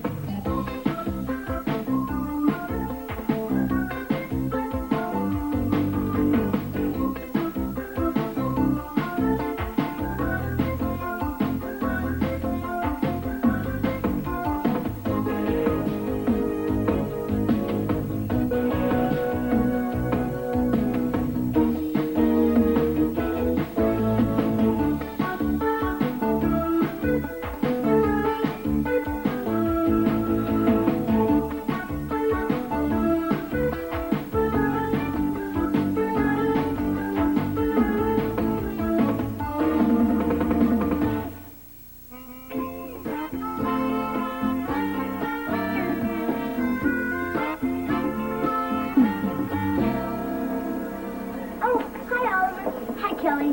Oh, Kelly, have you seen Kip around? We're supposed to go to Neptune's restaurant and make faces at the live lobsters. I haven't seen him since the fire drill, when he was trying to stop Barry Haskell from making siren noises. Look, Ollie, I'm in a jam. I've got Junior Chipmunk meetings for the whole week. And now I'm supposed to build this diorama with dinosaurs and junk. Dinosaurs? You lucky dog. I gotta memorize poems by a dead guy. Some luck. I know less about dinosaurs than I know about Roman numerals. Oh, dinosaurs are easy. The only tricky part is saying their names without spitting. Look, Ollie, maybe you can help me build the diorama, and I'll help you memorize your poems. You got yourself a deal. Thanks, Ollie. I'll be over at B1. That's 6 in Roman numerals, I think. Bye. I'm not going to stand for it. I just wasn't cut out to be an alternate. Hey, Sam, you're just down on co-ed volleyball because Julie Woods beat you up for first string. Hey, not so loud. Anyways, she's not that coordinated for someone 6'2". Where are you going? We're supposed to name the lobsters before they get boiled. Not now, Ollie. We got to go take the team picture. And I'm not going to smile. Well, what am I supposed to do? Marcus has band practice. Kelly has Junior Chipmunks. The church is open. Why not pray for some personality?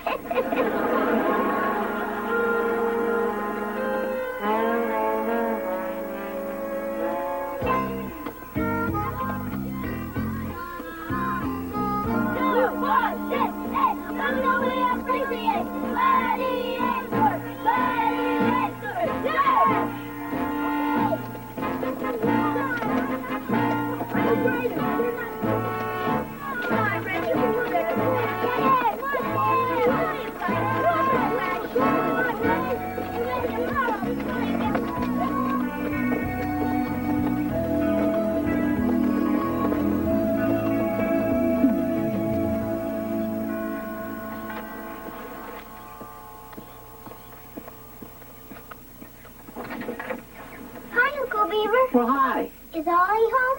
No, he went out with your grandmother. Something about an emergency trip to the toy store. He was supposed to help me with my diorama today. Oh, well, I guess I could help you, but I'm not very good with foreign languages. Get it? Diorama, foreign languages? Never mind. I'll come back later. Arrivederci. I still don't think you have the makings of a real gladiator. Well, I bought the uniform. Clothes don't make the man, Cleaver. Yeah, right. Yeah. I'm letting you use our garage as a clubhouse. That helps. Being a gladiator is more than that. It's a way of life. We're always together. Right? Right. Yeah. We stand up for each other. Yeah. That's what I want. Some guys who'll stick by me. Oliver, I've been waiting for you. Kelly, what are you doing here? This is secret stuff. But you were supposed to be helping me with my diorama today. I can't now. This is much more important. It's my destiny.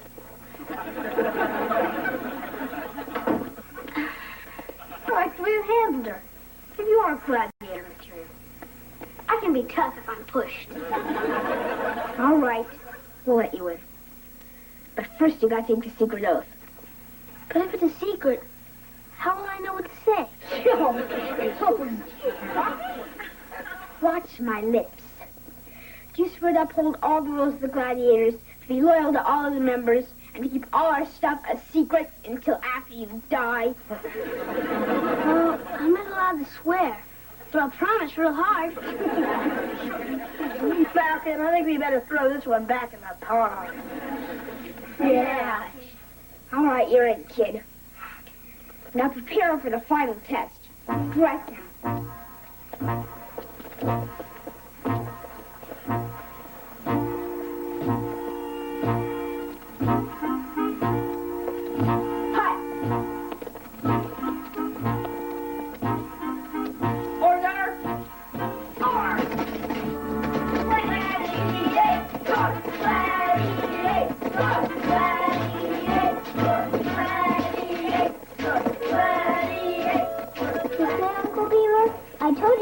Daddy was brainwashed?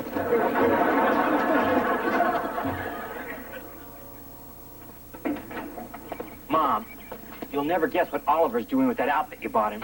He does look good in it, doesn't he? So nice to see boys in uniform again. Mom, he's joined a band of junior terrorists. They're out in the garage chanting. Oh, I wouldn't worry about it. I think that's the way the Beatles got started. I don't like it. They didn't have groups like that when I was a boy. No, I just bought you that Zorro outfit and you slashed Z's all through the neighborhood. Do you know you frightened Mrs. Donaldson's cat so badly that it was 3 weeks before that cat could eat solid food again? Mom, Zorro only fought for good. He'd run these kids right out of old California. Beaver, you understand what Oliver's going through, don't you? Everybody he cares about is involved with something else. Yeah, I guess he wants to be a part of something. But if I had my way, it wouldn't be those gladiators. Well, you know as well as I do. If you forbid him from joining, it's going to make them that much more attractive. Yeah, maybe you're right. But if those kids start pillaging Mayfield, you're going to be the one that has to explain it to the neighbors.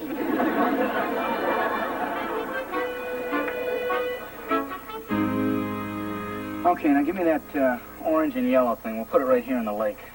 Dad, it's a pterodactyl. It has wings. I think it goes in the sky. I smell sea miners coming. Hey, look, I may be older than you, but I wasn't around during the Mesozoic age. Stick it right here. Okay, now hand me that tree.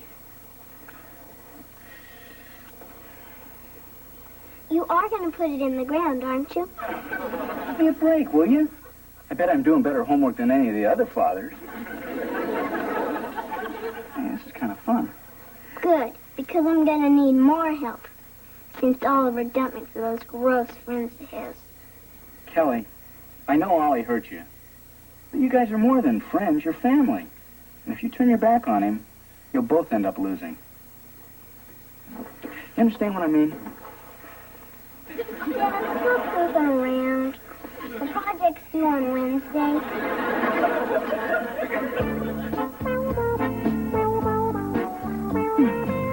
Today's the big day, Ollie. We're gonna teach you how to chicken fight. Yeah. So soon? Don't you think I should read up on it first? There's nothing to it. You just follow the gladiator's motto. Hit the other guy back before he's had a chance to hit you first. Keep easy. Good one, Malcolm.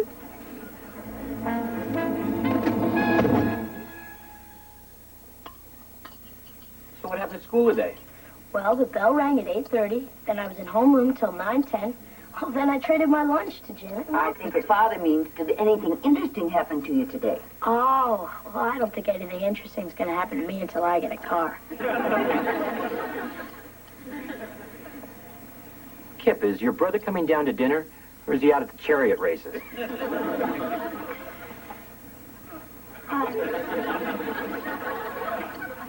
Well, greetings, humanoid.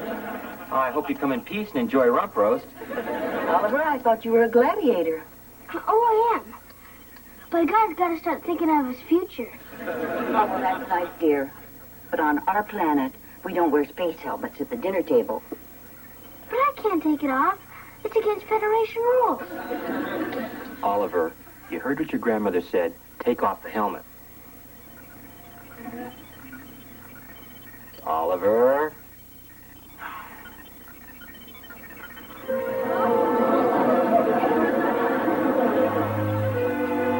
What happened to you? I'll tell you what happened. The gladiators did this, didn't they? I can't tell. Well, I didn't mean it, because they're my friends. Dad, I'm going to get the camera. This would make a great Christmas card. Just hold it, Kip. And where were you when this happened? Don't blame me. I was nowhere near him at the time. Yeah, well, maybe you should have been. He's your little brother, and it's your responsibility to help protect him. I can take care of myself, Dad. Not by the looks of it. We're going to have a little talk about your extracurricular activities. Look, there's plenty of time to discuss this later. Come on, I want to put some ice on that eye. Grandma, I'm hungry.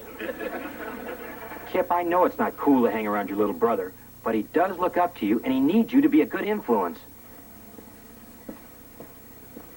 hard for a guy to be a good influence when his best friend is Freddie Haskell. There. Swelling's going down already. I think the worst is over.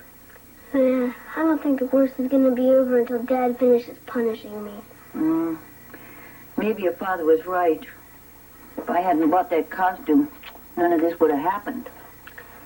But it really was an accident. I like being a gladiator. Dad, what are you doing? I'm throwing this junk out once and for all. But Dad, if I don't have that stuff, I can't be a gladiator. Exactly.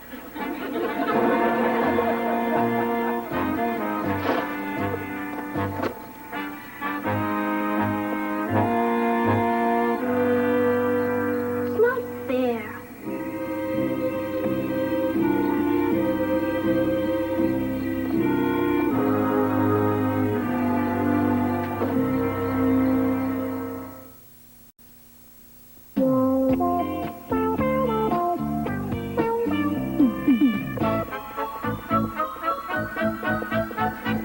Wow, that's some shiny you got there, Ollie. That's no big deal. And it got us as a science quiz, because the teacher explained on the whole period how you get one. Great scam.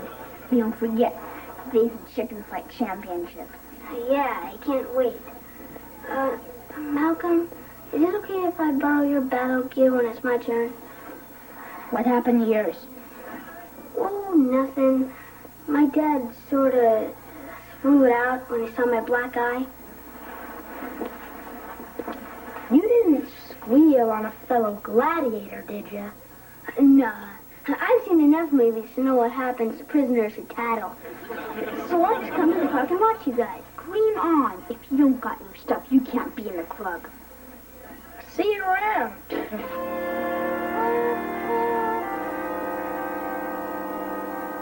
Perfect setup.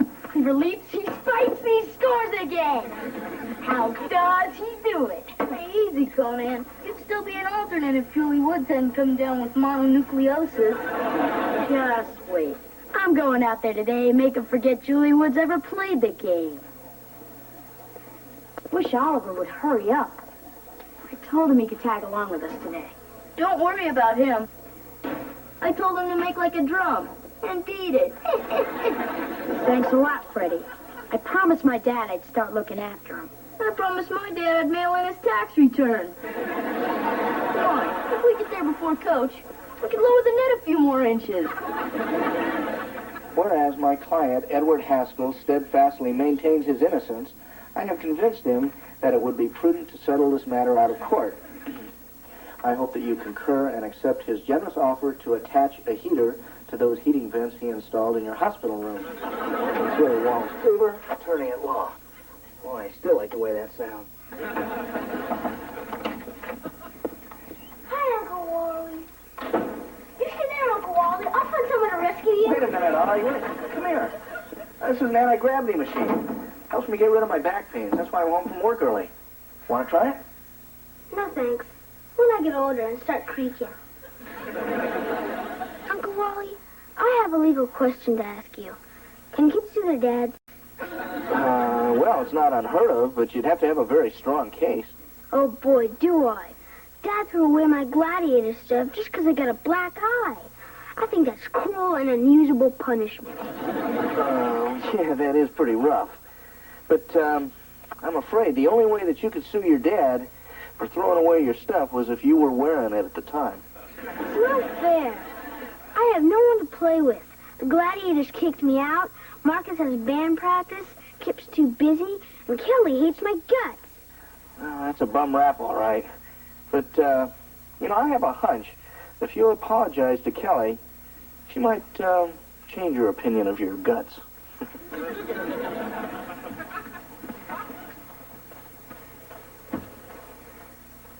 Hi, Dad.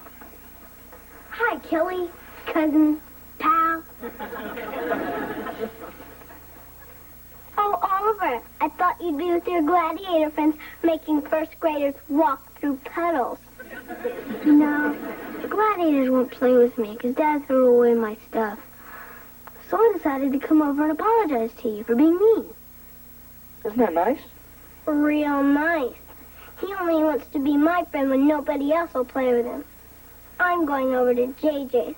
They're having their roof fixed, and she's going to give me real tar for my diorama. Now that's a friend. Well, it looks like we lost the case, Ollie. Sorry. It's okay. Can't win them all.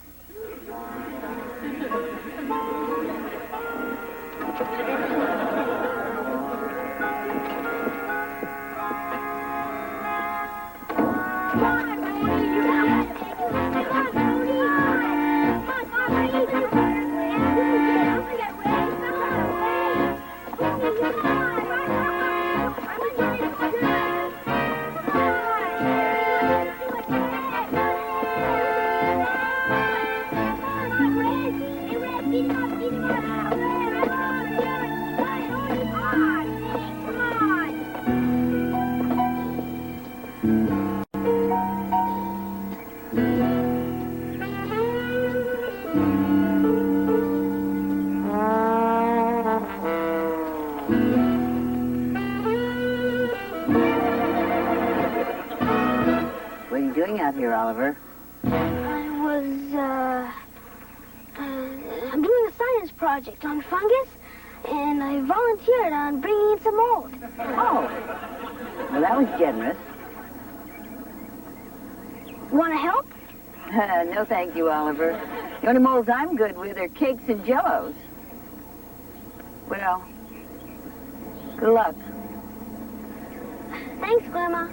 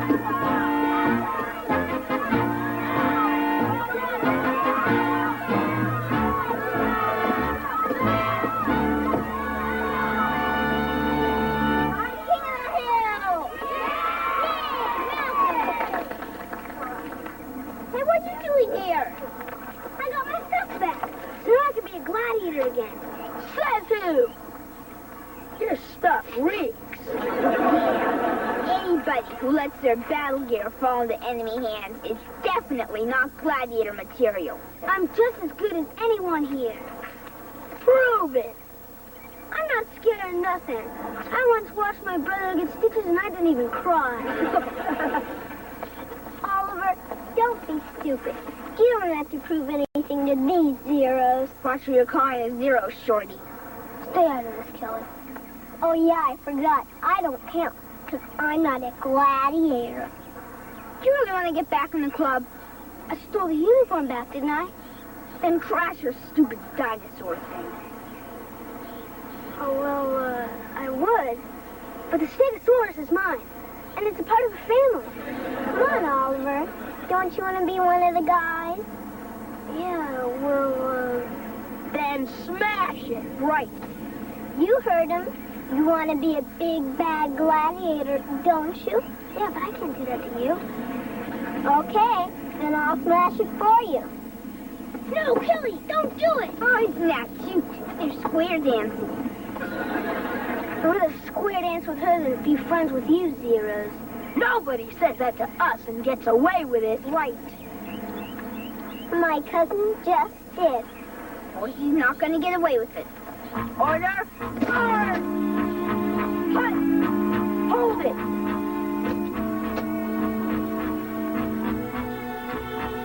If you want to get to them, you'll have to go through me first. Okay. I don't believe this. What are we going to do with you guys? Kelly, how am I going to explain this to your mother? You could tell her it's an art project. Dad, can I say something? Why not? Somebody in your position has nothing to lose. I think a lot of this is your fault. My fault? Tell me, Kip, just how hard did that guy hit you? See, all during volleyball practice today. I kept missing easy spikes and setups, and I finally had to admit the reason why. Because you're really not a good volleyball player? See, after I heard about what you said, about how Oliver needs me and stuff, well, I went to find him. I made you feel real bad, huh? You sure did. And, Daddy, it was because of what you said about how family was the most important thing that I didn't give up on Ollie. No kidding. You felt bad too, huh? Looks like I'm the only one who's still in trouble. I know stealing my stuff back was wrong. It certainly was. It's just that I wanted to be a gladiator so bad that nothing else mattered. But I sure found out who my real friends are. Ollie, we'll always be friends. Just because we're friends again doesn't mean you can get mushy on us.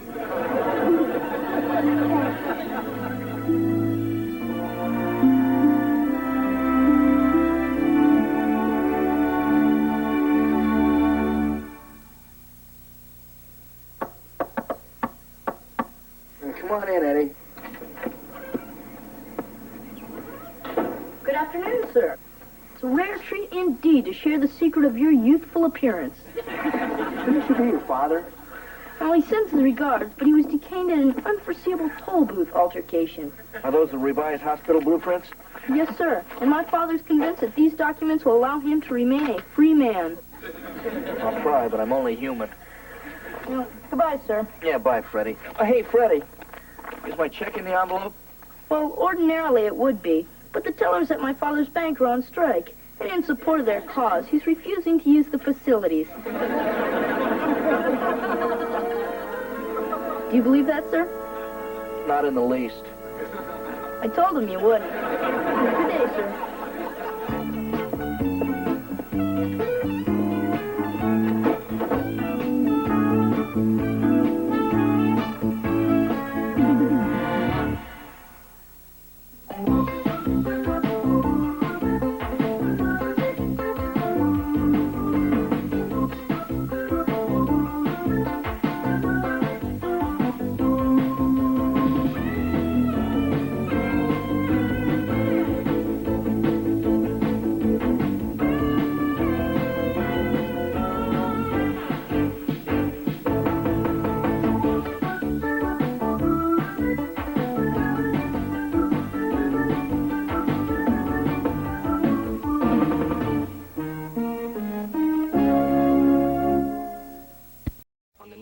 Beaver. I don't think Oliver's got a lot of confidence in himself right now.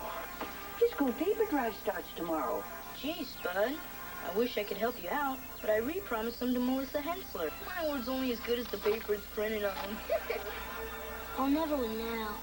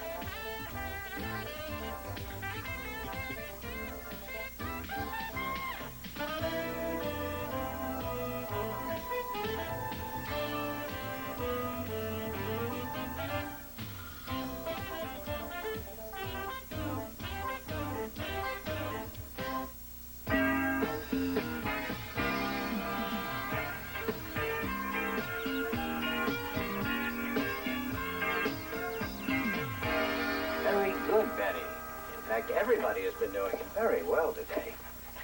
All right, Peggy, your word is notice. Now take your time. Notice. N-O-T-I-C-E. That's correct, of course. Did you notice that dress in the window? Yes, thank you, Peggy. It's only a spelling bee. You don't have to use the word in a sentence. I before E, except after C. 30 days, half September. Be quiet, Ollie. Don't mess with my concentration. Marcus, your word is special. Special. Let me see. S-P-E-C-I-A-L. Then it's either S or C. Marcus, we're waiting. S-P-E-C-I-A-L. Excellent, Marcus. I'm very impressed. Well, got through the whole class today without missing a single word. You forgot me. Oh, I'm sorry, Oliver. That's my mistake. Okay, well, your word is weird. Couldn't you tell me a little more about the word? Just spell the word, Oliver. Weird. Weird. I before E, except after C. W-I-E-R-D. No, Oliver. It's W-E-I-R-D. But what about the rule? There are some exceptions. But I study my words so hard. Couldn't you just give me another word? I'm sorry, Oliver. You know what the rules are.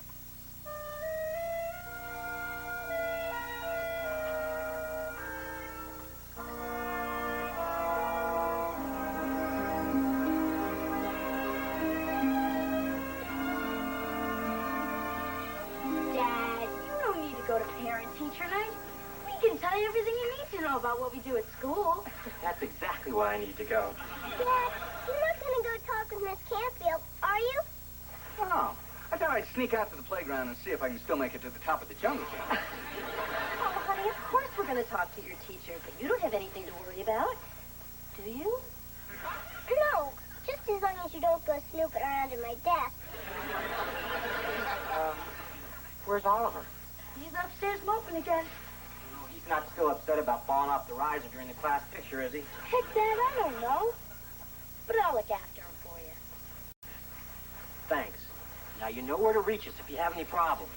Kip, I'll be visiting your class. Anything you want me to ask your teacher? Yeah. I would appreciate if you could find out if they're going to be obtuse angles on tomorrow's quiz. See if I can work that casually into the conversation. I think we ought to go. Yes. Oh, yeah, we don't want to be late. I have to stay after school. Bye, honey.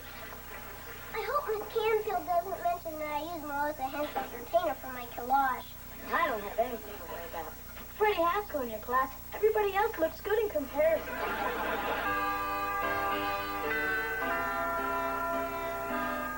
Hey, Marcia, how you been?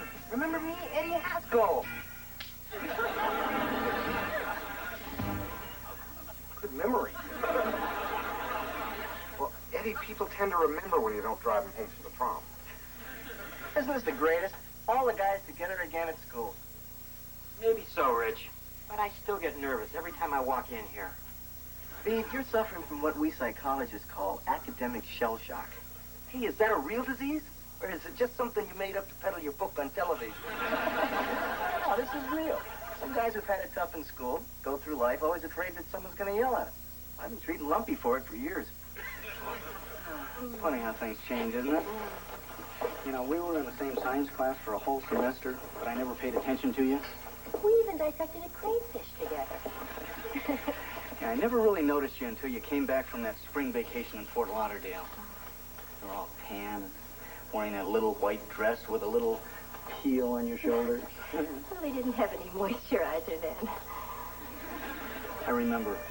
I saw you standing here right next to your locker. You were opening it, and I just stared. I remember thinking, that is the most beautiful girl I've ever seen in my entire life. Oh. You know, I bet I even remember the combination to your locker. Really? Yeah. Well, there are some things a man never forgets.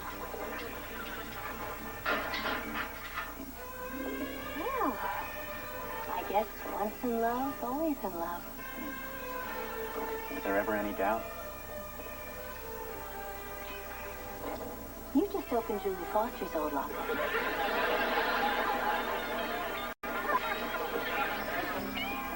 You have been to Florida, haven't you? There's Courtney's self-portrait, Dave. Isn't it beautiful? Oh, my little girl is so expressive. There's Oliver's. Cute, isn't it? Oh, yeah. Yeah, that's very nice. It's different. Wait a minute, Richard. You see something, don't you? No, there's not much there to see. I mean, very nice. Really. Richard. We've been friends for a long time. And if there's something I should know, you really ought to tell me. Well, I don't want to make any snap judgments, but the way kids draw things can usually tell you a lot about them. Well-adjusted kids add a lot more detail. Like a nose. Yeah. I mean, look how clear and focused Courtney's is. Now, you know, I could be wrong, but Oliver might be having some problems with his self-image, Beaver. Well, of course Oliver has a couple problems. What kid doesn't? Mine? But there's reasons for that. Look, Beaver, Ollie's a great kid, and I don't mean to alarm you, but if you decide there is a problem, let me know. So long, guy. Hello, Richard. Hi. Well, hello, Mr. Bloomgarden. Theodore, nice to see you again. Have you finished your term paper yet? Well, I've been busy. Since 1958? Are you still conducting the Glee Club? Oh, yes, except this year we didn't have enough sopranos to do Handel's Messiah, so instead we decided to do A Snoopy Christmas. Oh, well, you know, they're both very inspirational. Interesting picture, isn't it? In all honesty, it's not quite what I'd hoped for. You see, I don't think Oliver's got a lot of confidence in himself right now. Well, anybody can draw a bad picture. Even Picasso had a few clinkers, right? Well, look, quite honestly, I don't see Oliver applying himself lately in the way in which he's capable. I'm concerned that he's going to fall behind the other kids and begin to see himself as a loser. Oh, I sure wouldn't want that to happen. Neither would I. He's such a good boy. So, I think if you'll just give him some small, realistic goals, he'll accomplish them and feel better about himself. Thanks, Mr. Bloomgarden. That's good advice as usual. One other thing. I was just curious. Courtney Rickover is she pretty well adjusted? Yeah.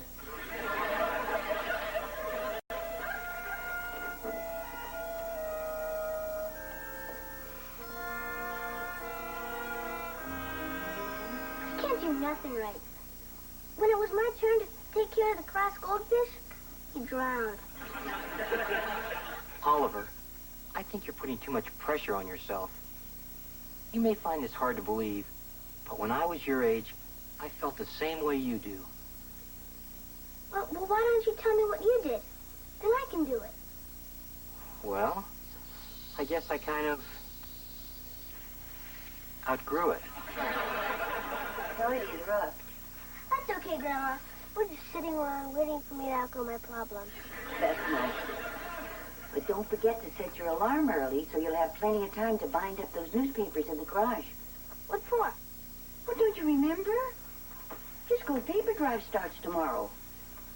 Can't we just save them in case we buy a bird? Oliver, paper drives are important.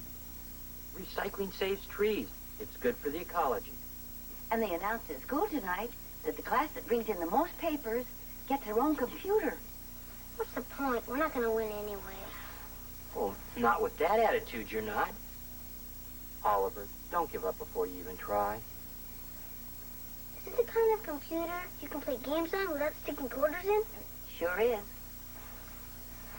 I guess it wouldn't hurt to bring the papers in. Tomorrow, anyway. That's my boy. Hot chocolate, anyone? With marshmallows? Of course, Beaver.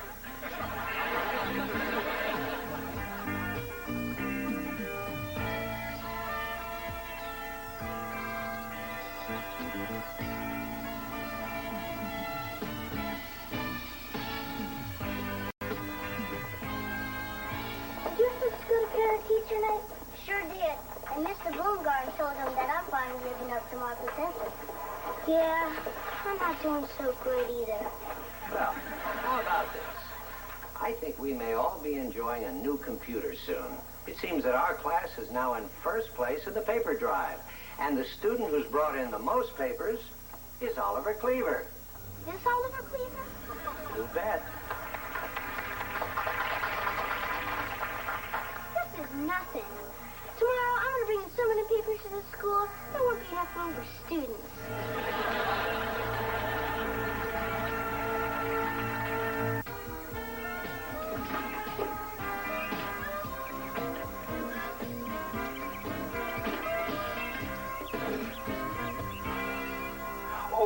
Thank you very much for the information, Mrs. Phillips. I'm very sorry that Oliver woke you up this morning. You know what? If he comes back for your evening paper, tell him to come home. We miss him. Come in. Oh, I'm sorry. There's somebody at the door. I gotta go now. Oh, hi, Wally. Why don't you climb in for a cup of coffee? Don't try and bribe me. I just want my newspaper. Oh. Help yourself. Beaver, I pay for home delivery to my house, not to yours. What do I have to do? Set a trap for the kid? Oh, now calm down, Wally. I can't calm down. Look, I have a routine. I get up in the morning, I jog, I come home, I take my shower, I get dressed, and I read my newspaper. The last 4 mornings, I haven't been able to read anything but the back of a cereal box. But isn't it nice that he's finally throwing himself into something for a change? Yeah, I guess so. Hey, look, I don't mind that he takes my newspaper, but couldn't he at least tear out Dick Tracy and slip it under the door? Tell you what, I'm going to put in a good word for you. You know, in the meantime, thanks for being such an understanding uncle. How about that cup of coffee? Beaver, I never have my coffee until I read my newspaper. Boy, I'm really in a rut, aren't I? Yeah. Okay, I will have that cup of coffee. And what the heck? Put some cream in it. Coming right up.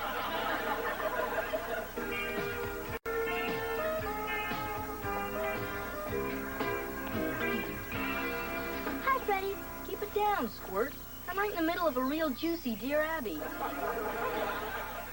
Boy, I'm sure glad she's not my mom.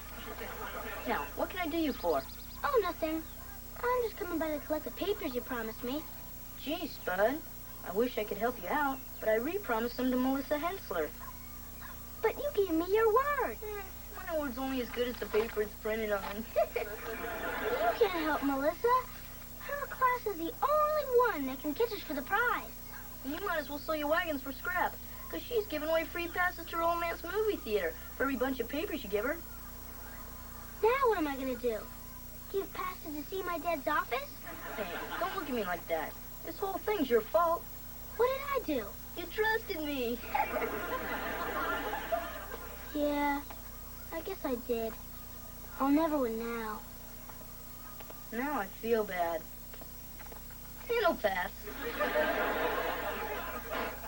Oliver, you can't quit the paper drive now. Your only hope of winning that computer. Forget it. The only way we're gonna win is if Melissa transfers into our class.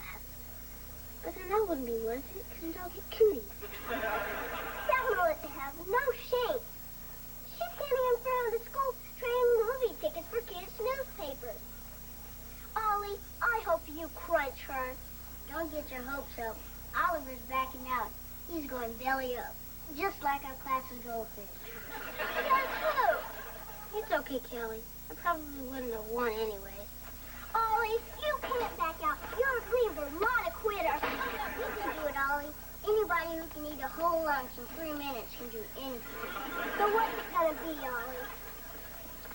Say, Ollie, since you can't possibly win by tomorrow's deadline, you might as well trade me your papers for a pass to the movies. You better keep those tickets for yourself, Melissa. Because when my class wins tomorrow, you're gonna need a dark place to hide. You don't scare me, Carrot Head. Never get enough papers to beat me by tomorrow morning. Even if you stayed up all night.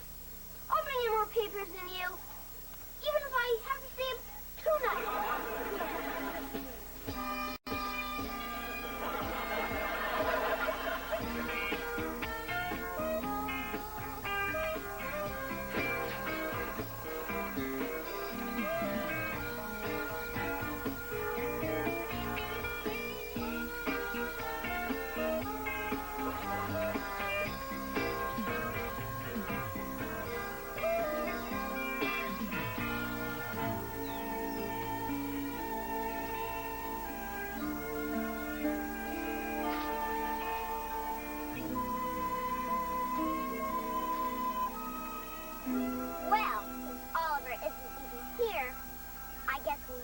Who won this little contest.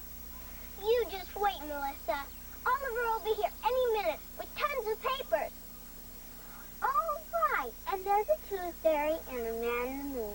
and to read me goodnight to my baby brother. Oliver's got 2 more minutes. He'll come. Won't he? Can I have your attention?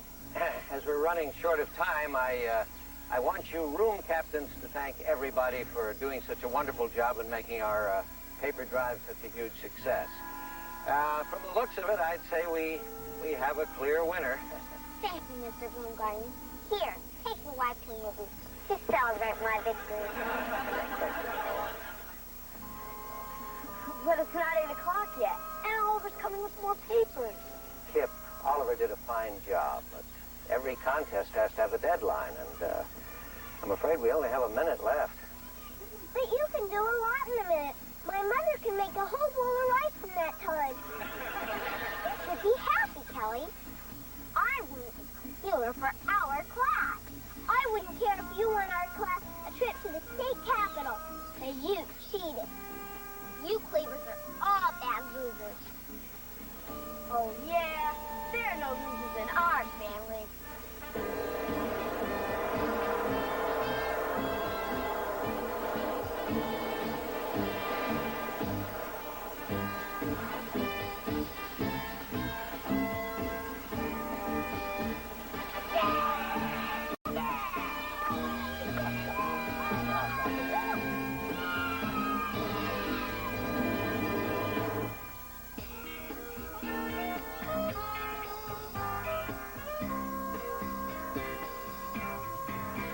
Hold up there, champ. Just baked you some victory cookies. No time, Grandma. I gotta get back out there and collect some more papers. But the paper drive's over. I know. But I'm gonna get a head start for next year so no one will catch me. Especially that lizard, Melissa. Oliver, you know there are other challenges in life besides the paper drive. Like what? Well, like school, sports, scouting. Yeah, but there's none that I'm gonna be as good at. But if you put even half the effort that you put toward that paper drive into anything else, I know you'd do very well. You really think so? Well, you never know unless you try. Grandma, those cookies sure smell good. Well, that's what I just said.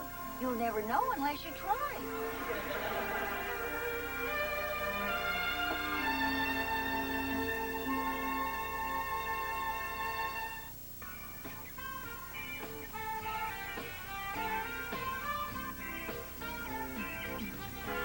Well, there she is. That's Julie Foster? Uh-huh. What did Dad see in her? Well, back then, all boys cared about were good looks and fast cars. Unfortunately, that pea-brain had both. Hey, wait. What's she writing in Dad's yearbook? Let's see if we can pick Dad out from the swim team picture. Hi, honey. What are you up to? I'm trying to see what Julie Foster wrote in her yearbook, but Mom's trying to stop me. Well, you don't have to look that up. I memorized it. You memorized it? Well, sure. How could I forget it? Dearest Wally, it's never been a secret how much I care for you. I flunked English this year just because you sat next to me. She never was too bright. I know that I've made a fool of myself, but the one thing I've learned is that I will never be able to compete with the way you feel about Mary Ellen Rogers. Always, Julie. You see, Mom? You had nothing to worry about. Oh, I never gave her enough credit. That must have been really hard for her to say. I'd like to read that again. Now, wait a minute. I think it needs something you see it written down. You made the whole thing up, didn't you? You'll never know. Maybe I could just take one tiny little leap.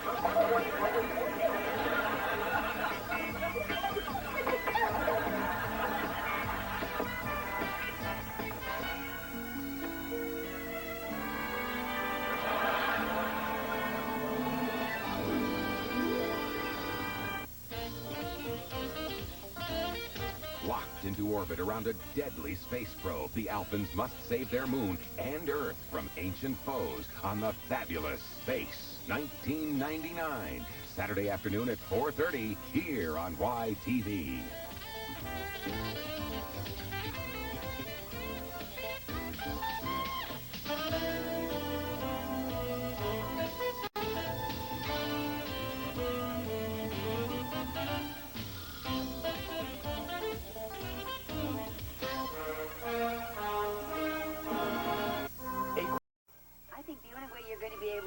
that go-kart is by earning the money. You sell the magazines and keep 50% of what you make. 50%? Wow, that's almost half. You got a deal.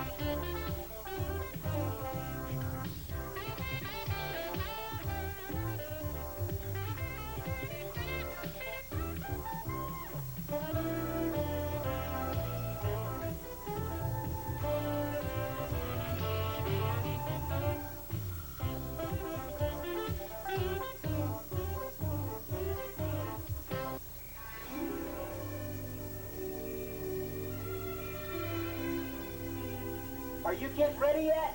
In a minute, Dad. Beaver, relax. It's only a family meeting. Oh, great. The last time we had a family meeting was when Uncle Billy escaped. Welcome to our family meeting.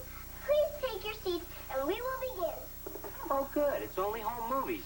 Maybe they're going to show our trip to the Pro Football Hall of Fame. Some trip. We never even got inside. Well, how was I supposed to know they'd be closed Christmas Day?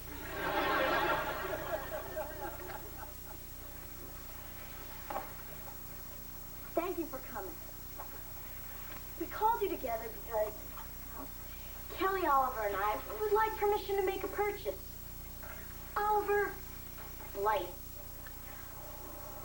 We know we've asked for a lot of things in the past, but we've never wanted anything more than we want this.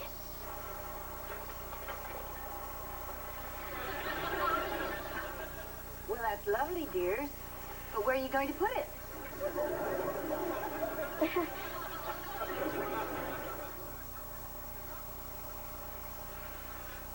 Oh, boy. Tell you what, you can have Mount Rushmore. You're looking at a classic 1978 Rapid Racer. 3.5 horsepower, steel tubular frame, and it gets 100 miles to the gallon, and even more downhill. Dylan's brother's only selling it because they wouldn't let him keep it at the monastery. Now, hold it. In the first place, where would you ride a thing like that? McGregor's vacant lot. And we promise to push you all the way there. But you can get hurt driving around in a go-kart. Safety. An important factor. Exhibit A. Very impressive. Yeah, in fact, so is your whole presentation. I hate to run up against you guys in court. Thank you. So what do you say? Huh? Huh? Huh? Look, you obviously put a lot of time and effort into this. Now, I don't know about Wally and Mary Ellen, but I don't think you boys are old enough to own your own go-kart. Kelly, I'm going to have to go along with your Uncle Beaver on this. Dad!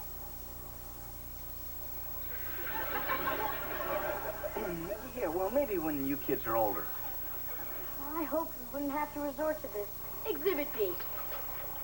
Dad, I think you'll recognize yourself in your own go-kart. Oh, isn't that cute? And Dad, that guy without a helmet or a seatbelt is you. Yeah, but look, kids, things were a lot different back in those days. Number one, cars didn't have seatbelts. Number two, the only guy who had to wear a helmet was John Glenn. And number three, I think they've got us, Beav. Well, okay. As long as you promise never to ride it in the street, always wear your seatbelt and helmet, I guess we could let you buy it. Great! Now that that's settled, just loan us the money and we'll go out and buy it. Loan? Exactly what kind of loan are you talking about? Oh, the kind where you give us $100 and we pay you back when we're all grown up. Wait a minute, kids. $100 is a lot of money. We can't loan you that much. Why not?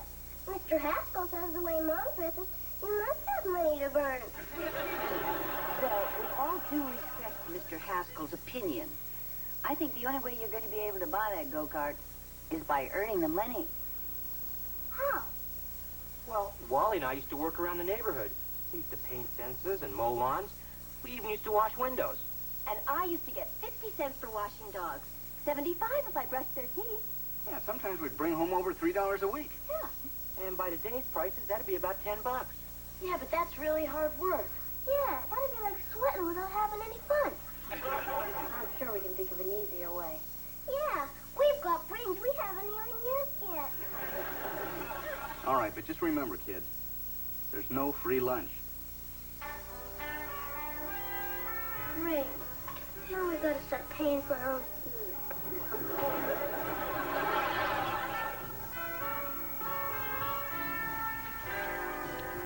You see, Ollie?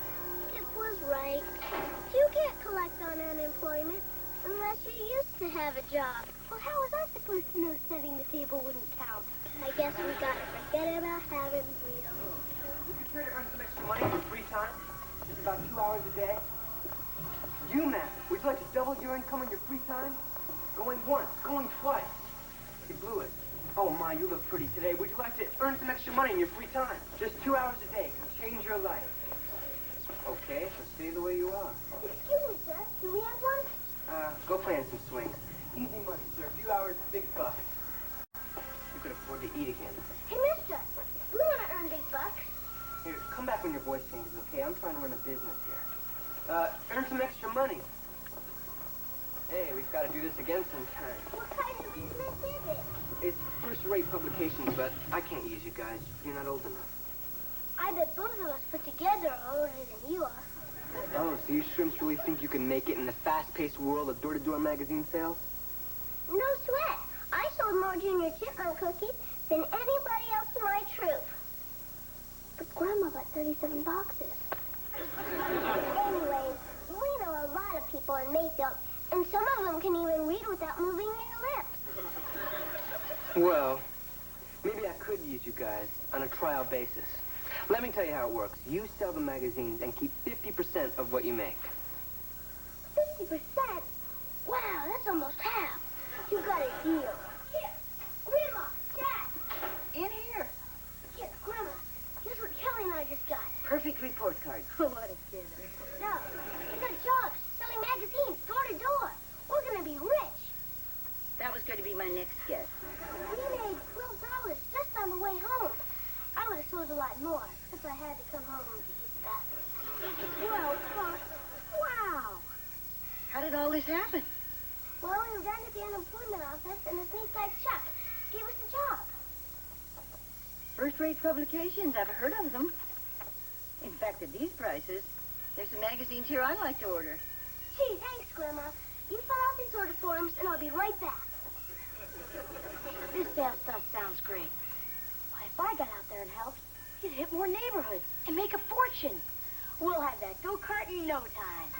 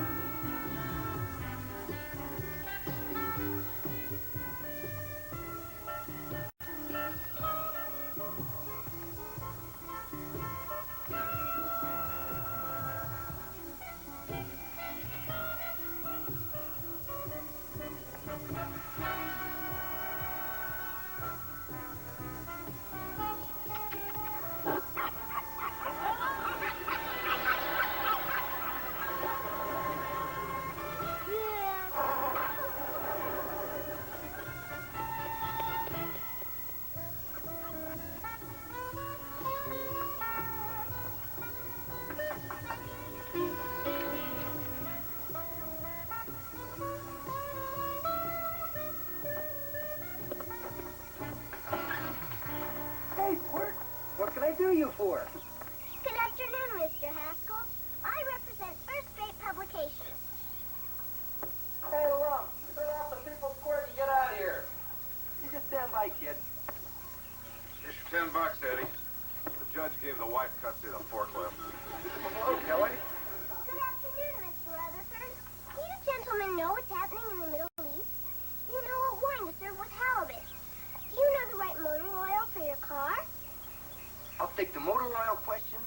Rosemary to block. All these questions and more will be answered if you take advantage of the magazine subscription deal of a lifetime.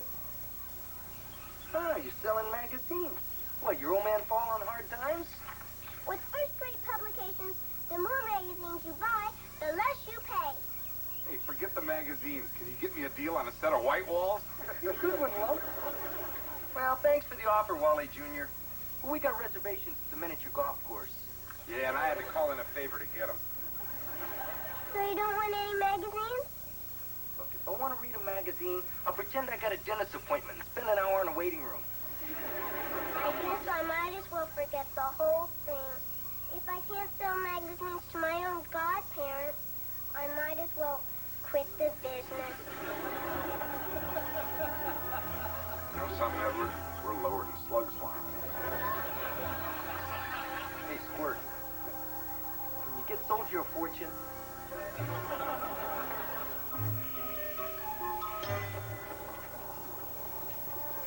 Man, would you be interested in earning extra money? Very few, easy work. This Chuck. That's Chuck? Yeah. So? Ollie, the guy's office is a hallway. Doesn't that seem a little strange to you? Hey, our office is in the treehouse. We made over $200. Hi, Chuck. Hey, this is my man. And who's this, your dad? No. He's my brother, Kip. He's also my partner. So how'd you guys do? Here, $220. Whoa.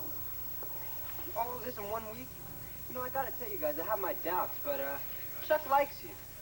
And like I promised, here's your share. Thanks. Wow, now we got enough for the go-kart, and maybe even enough for a sheepskin seat cover. Listen, here are a few more order forms. Thanks. No thanks. We're retiring. Kip, Ollie, we got enough. Let's just go pick up the go-kart. Boy, I can't wait till I'm the older brother and I can tell you what to do. Thanks, Chuck. Yeah, thanks, kid. Thanks to your earnings, guess keep 50% of what you were.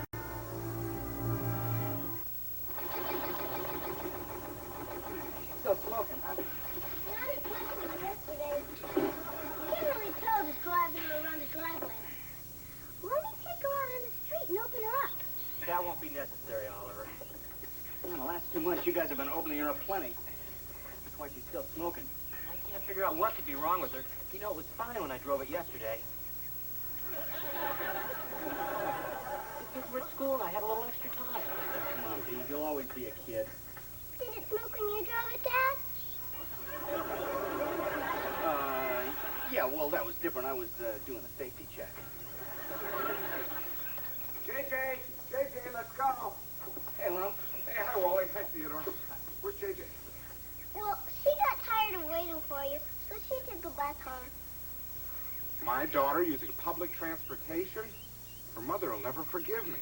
I better go intercept her at the bus stop. Oh, yeah. Where are all those magazines I ordered? It's been 2 months. I could have been earning interest on that money. You haven't got him yet? We're taking that right away, sir. If it'll make you feel any better, Lump, we haven't gotten ours either. Oh, you know how slow the post office is. Kip just got the ant farm he ordered in the 3rd grade. Little varmints didn't stand a chance. I just hope this isn't a ripoff. Take it easy, Lump. We won't let our kids get involved in something crooked. I called the Better Business Bureau, and there were no complaints. Your name did come up, though. Party hard. Come on, everybody. Lunch is ready. Coming, Mom. Mrs. Dobson hasn't gotten her magazines either. Yeah, Mr. Angle, too. You better go tell Kip. I have a feeling we're in more trouble than Freddie Haskell when he blew his dad's coin collection on video games.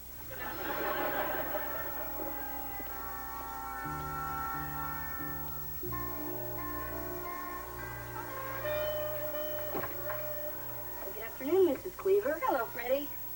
Kip, your company's here.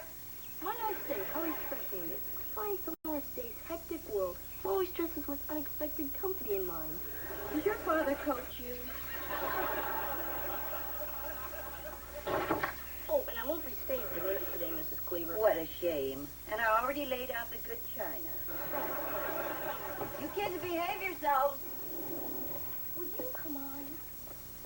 Hey, what's the rush, Raoul? I got major problems, Freddie. What happened? They stopped making pimple cream? This is serious. I need your advice. Why have I been blessed? Because I've never seen anybody get out of more trouble than you. That magazine guy ripped us off. We got 30 customers and nobody's gotten a single magazine. What would you do? I just go back to the guy and demand my money back. People do it to my old man all the time. Where went that? Nobody's seen him. But I heard the cops are on his trail. Then somebody will find him sooner or later. That's it? That's the best you can do. I'm gonna have to tell my dad what happened. Are you crazy? He'll make you sell your go-kart. And then no one will want to hang around with you. There's no way we're selling that go-kart. We didn't do anything wrong. Look, the way I figure it, this is your only shot. People throw out their old magazines all the time. Doctor's offices, barber shops. All you've got to do is put them in your customers' mailboxes. It's a perfect stall till they nab the creep. Yeah, but what if they notice the wrong date? Grown-ups don't read magazines. They just put them on their coffee table to show how smart they are. You know something, Freddie? When you're not so busy being a creep, you really come through for a guy. Hey, mind if I stay for lunch? Come on.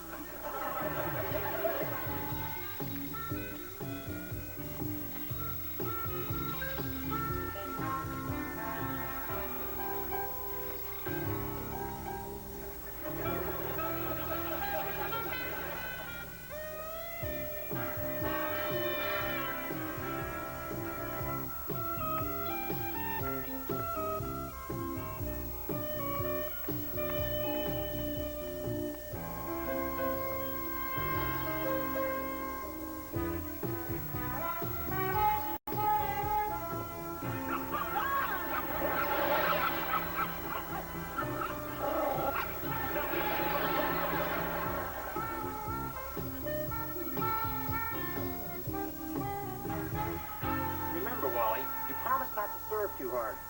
No problem. Or hit to my backhand. I'll try. And don't rush the net. Hey, look, I tell you what, why don't you just stay home and I'll hit against the backboard. Hi, guys.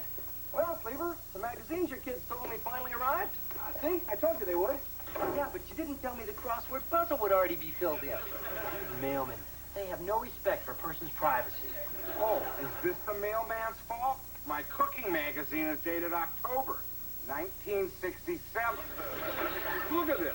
Eisenhower's recipe for meatloaf. Forget the meatloaf. I had to go to my dentist's office to read Modern Sportsman so I wouldn't miss that article on overhand bowling. All right, calm down. Let me and Beaver talk to the kids. We'll get to the bottom of this whole thing. Yeah, well, you better, Maurice. I'm not going to take this. Remember, I'm a veteran. Eddie, I don't think 6 months as a volunteer fireman qualifies. You just come up with the cash. Don't forget, I've still got your battery charger. He's not kidding. He's plenty steam.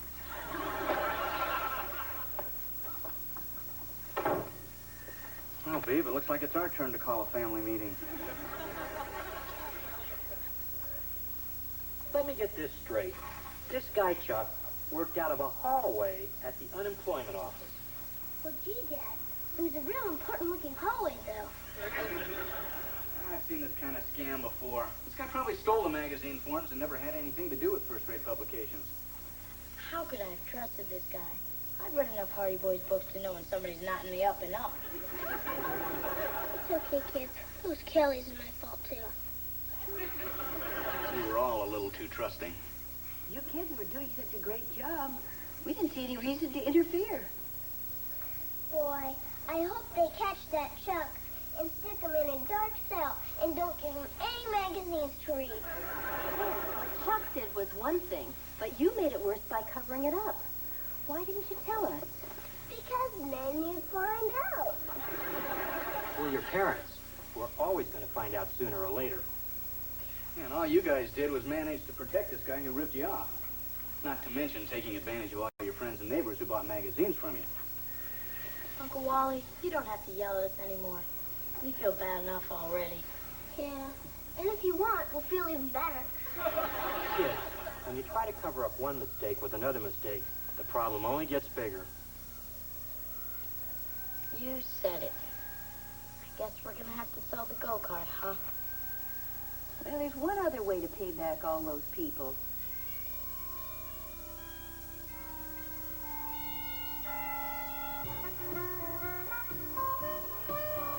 You know, this hard work isn't so bad after. Yeah, we worked off a whole $13 this week. If you don't include that window we broke. This may sound crazy. I think maybe we should listen to our parents more often. Yeah, let's not tell them, or it'll go to their heads. And then they'd be impossible to live with.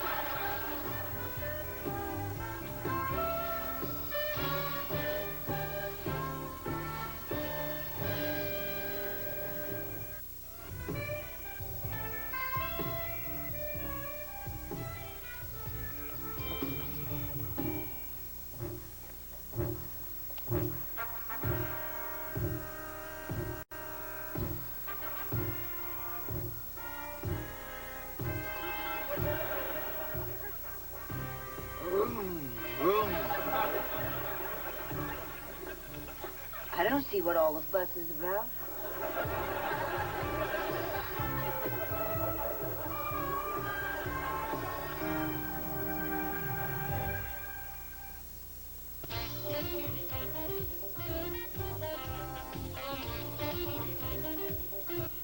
He sings, writes, dances, and engineers his own records. He does it all. Meet dance music master Stevie B on the video show that takes you to where it's happening. YTV's Rock and Talk, tomorrow night at 6:30.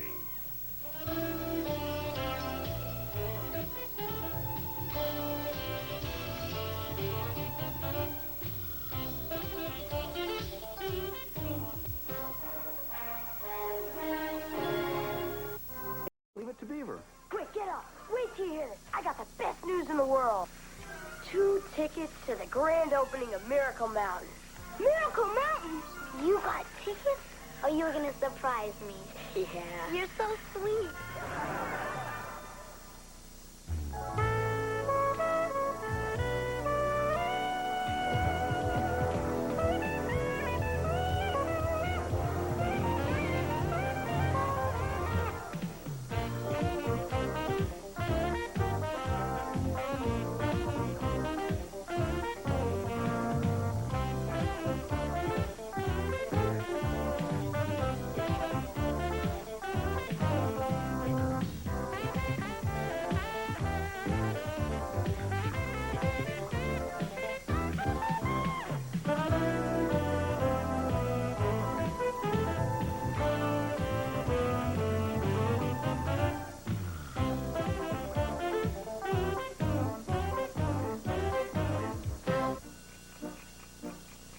Dear Pen Pal Danny, boy, was I glad when I found out you were a guy.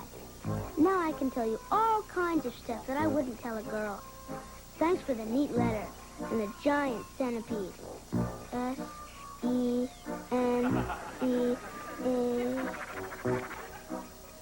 Bug with a lot of legs. It croaked by the time it got here, but my grandma screamed anyways. I'm in the 3rd grade, I'm almost 4 feet, 4 inches, and even if I haven't catched my first wildebeest yet, I have wiped out 4,000 aliens and space invaders. You asked about my family, so here goes. I live in a pretty nice hut, and you don't have to leave the house to go to the... Well, you know what I mean. I live with my dad, brother, and grandma in a small village called Mayfield. I guess our family isn't much different than yours, except, well, in our tribe, Grandma's the chief. My mom doesn't live with us anymore, so Grandma pensions. She's real good at noticing things that aren't quite right. Well, like when my fingernails are dirty, or when I tried to paint pinstripes on my dad's car.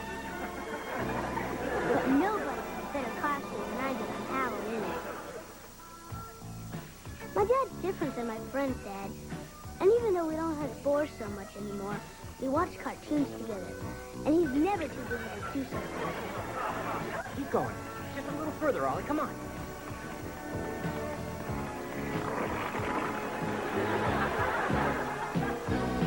We almost have as much fun as when you and your dad tie those vines to your feet and dive off that tower. The rest of the family lives in the next house. First there's my Uncle Wally. He's my dad's big brother. I'm stronger than he is. Dad and Uncle Wally are just like Batman and Robin. They're always together. You know, like those two guys you have in your country, Congo Man and Umblock. Connect black wire to negative side of battery. Great.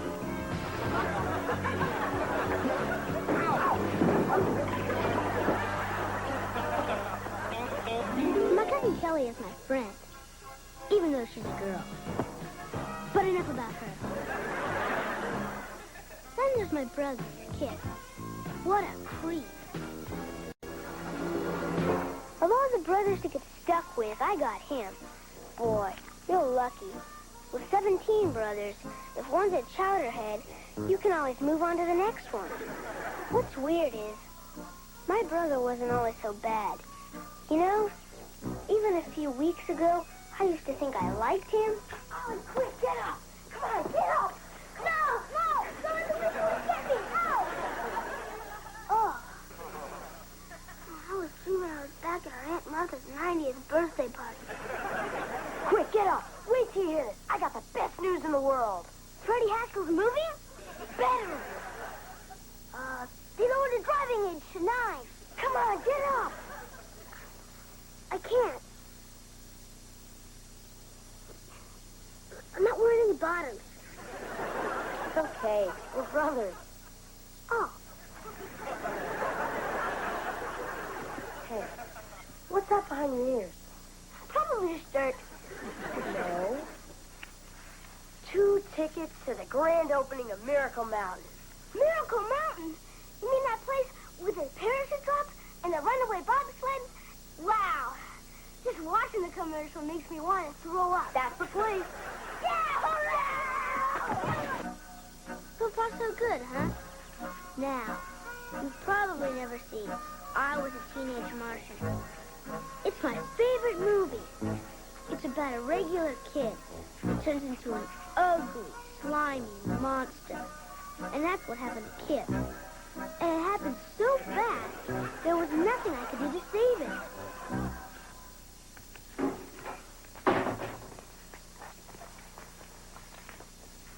What are you doing? Putting gel in my hair. How come? Sort of look good.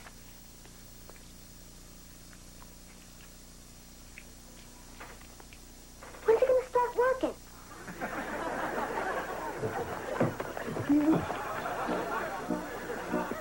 I thought it was bad, but I didn't think it'd come to this.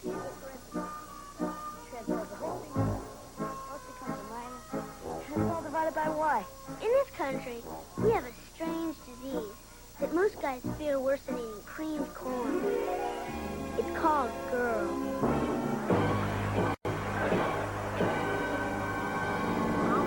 Something? Freddie Haskell's starting a big football game, and he says if you play, he'll let me watch for free. Can't. We're doing homework. On a Friday? But you told me no one does homework on a Friday. If you want to play football, Kip, I'll understand. We have the rest of our lives to study together. No, this is more important. It's like you said. If I don't get good grades, I won't get into college. And if I don't get into college, I probably won't be able to be a doctor.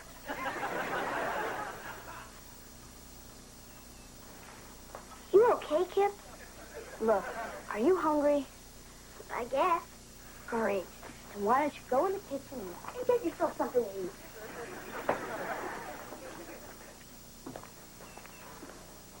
Good timing, Oliver. I'm making a chocolate cake. You can lick the frosting bowl. No, thanks. No thanks. You feel all right? I'm okay, but I think something's wrong with Kip. Why do you say that? Because he's out there with some goofy girl. What makes her so goofy? Lots of things. She's always playing with her hair. She's got funny-looking socks on, and she's warping my brother's mind. Well, I don't think there's going to be any permanent damage. And I'm sure when you get to be his age, you'll understand the way Kip feels. You mean it's not just a phase he's going through? Oh, it's a phase, but it's one that'll probably last forever. Hi, Mom. Hi, Beaver. Hi, big guy. Hi, Dad. Bye, Dad. Oliver, don't you want to lick the frosting? You work hard all day, Dad. You used to get to lick it. What's with him? Try to fool him with a mix? Kip's new study partner happens to be a goofy girl, and this is not a mix. Well, I can't say I didn't see this one coming. This is going to be awfully rough on Oliver. Oh, in a couple of weeks he'll have forgotten all about it. I don't know. I still remember the first girl that Wally threw me over for. 4'6", ankle bracelet, face like a flounder. Penny Jameson. You know, I saw her last summer in the supermarket parking lot. I was still tempted to let the air out of her tires.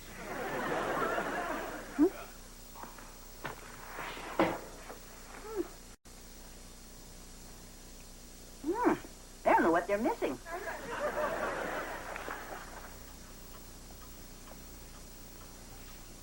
I thought you scholars might like a piece of cake. Oh, no, thank you, Mrs. Cleaver. I'm watching my complexion. I guess that means I am, too. Well, guess I should have made a zucchini cake. Now, where were we? Did you hear that Frankie and Donna broke up? What a waste. They were going steady 2 whole weeks. Yeah. But since they have tickets, they're still going to Miracle Mountain together. Well, I don't blame them. Those tickets were real hard to get. I waited in line 3 hours. You got tickets? How come you didn't tell me? Well, you see... Oh, you were going to surprise me. Yeah. You're so sweet.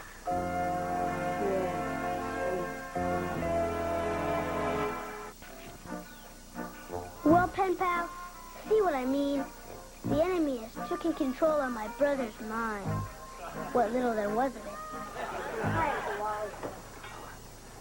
You busy? No, I'm stupid. Next time I'll pay the $20 to have the burglar alarm installed. What can I do for you?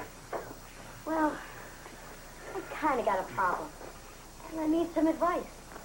Sure this isn't something you should talk over with your father? Well, he's good at most stuff, but from what I've read in your high school yearbook, well, I thought you'd be better help when it came to girls. You may have a point there. Well, I kind of made a mistake. I promised to take 2 people to the same place. 2 dates for the same night. The classic adolescent dilemma. Hey. I wonder what this was.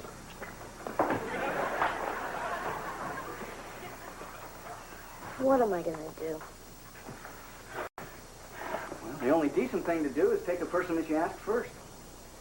Yeah, but the other one's so much better looking. Well, it sounds to me like you've already made up your mind. You don't want advice, you want approval. Can't give you that. But whoever you decide to leave behind, just be honest with them.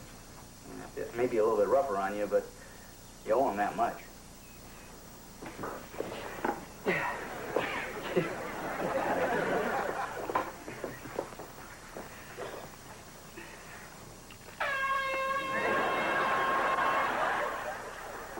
Hey, Ollie.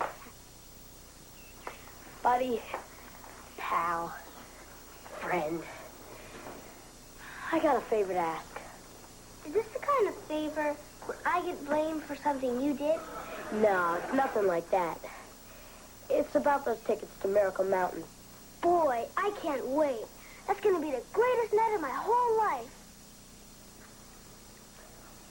Well, you know they're sold out, right? Yeah. And I only have 2 tickets, right? Yeah. Charlene's really got her heart set on going. Yeah. We have to work something out. You mean I gotta go with Charlene? I barely know her. No, I'm going with Charlene. So I need that ticket back. You'd rather go with her than me? Well, you see, Charlene only has a week to live. Actually, to be honest, I would rather go with her than you. So I need that ticket back.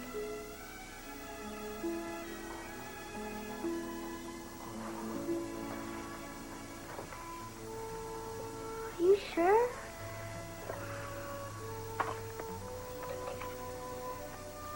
Thanks, Ollie. I'll remember this.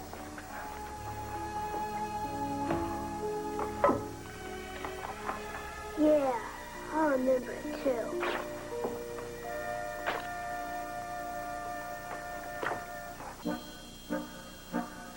Boy, Donnie, can you imagine a brother playing a dirty trick like that on you? I was really ticked off. I never wanted to see Kip again. My cousin Kelly did everything humanly possible to try and cheer me up.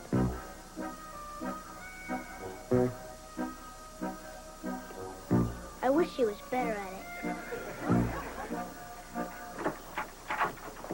Hey, Ollie. What you doing? Seeing how much string is inside this softball? What good's that gonna do? It's Kit's softball. Finally, the big night arrived. She might have had her claws sunk in it. But I wasn't about to give up without a fight. Hi, Charlene. Oh, how sweet, Kip. You didn't have to spend money buying me flowers. Don't worry, he didn't. My grandma picked him out of the garden this afternoon. What does it matter? It's the thought that counts. I've been so excited about this, I can hardly believe we're going. Me too. We're gonna have to wait a few minutes. My dad lost his car keys. The last time we lost them, we almost missed Kip's ballet recital. Will you get lost? Oh, your little brother. They're so cute at this age. You must not have one. This is going to be such a great night. I never let this out of my sight. Yeah, I've been carrying mine around inside my shoe. That way I not only know where it is all the time, but I can feel it. Even though it smells kind of weird. Are you sure you know where your ticket is? Sure, I'm sure. Dad thought he knew where his keys were, too. Ollie, you did something with my ticket. I'll tell Dad who took a bath with a stopwatch. It's right here. You didn't touch it. I never said I did. You leave us alone now. It's my house, too. Oliver, your history. Dad! Hey, leave your brother alone. I'm finished getting dressed. Did you find your car keys? I sure did. They were in the freezer. How they got there, I'll never know. I wonder. Anyway, let's shove off. Kip, wait a minute, honey. I want to get a picture of you and Charlene before you leave. Grandma, do we have to? Oh, don't be silly. It's only going to take a second. Come on now. We'll get closer together. Okay, ready? 1, 2, 3. If I couldn't stop Kip from going, at least he'd always remember I tried. Well, Rodani, that was 3 hours ago, and Kip still isn't back. I hope Yuani, Koza, Yorubi, and... heck. All your 13 other brothers are nicer to you than Kip is to me. Your pen pal, Oliver Cleaver. Oh, P.S. Please send instructions for that tiger pit. Yeah, how's it going? Come on now, time to hit the sack. Let's go. There we go. Good night, son. Good night, Dad. Dad, how come you didn't make Kip give me back my ticket to Miracle Mountain? Oliver, what Kip did was wrong. But if I made him give that ticket back, he'd have been doing the right thing for the wrong reason. But I still would have gotten to go. Yeah, but you wouldn't have had any fun because he wouldn't have had any fun. But how could he have been so mean to me? Oliver, it's kind of like you have two brothers. One good and one bad. One does all the things you want him to. And one would rather play with the other guys. Poor girls. Exactly. But what you have to remember is there's a little good and a little bad in all of us. Give Kip a chance. I'm sure Charlene's not going to get in the way of what you and Kip have as brothers. Get some sleep, son.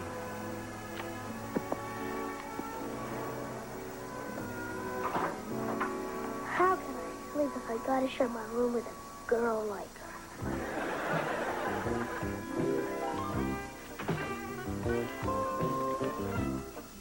It was great. Good night, Dad. Good night, Grandma.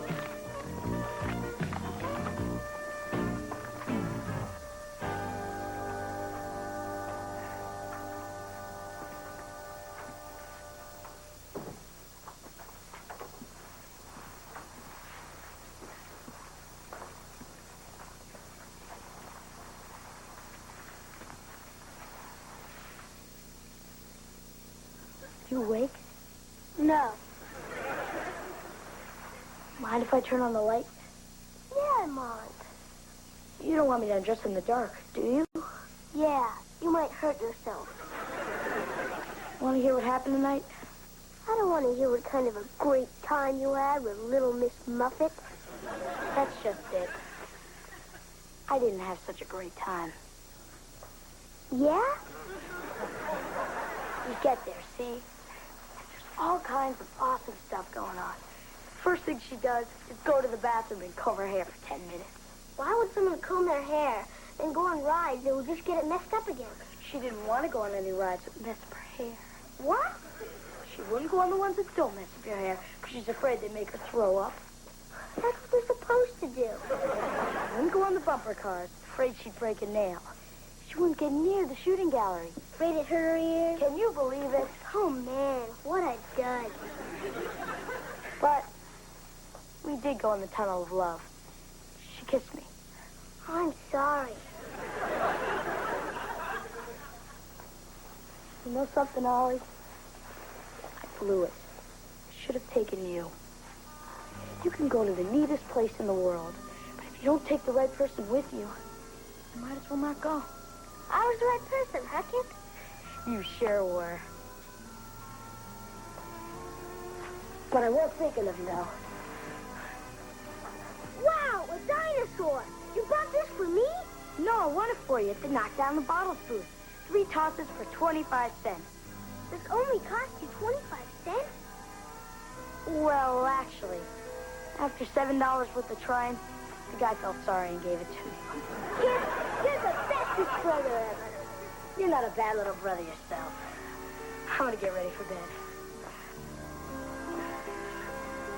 Oh, Kip, what's up with us? What was that?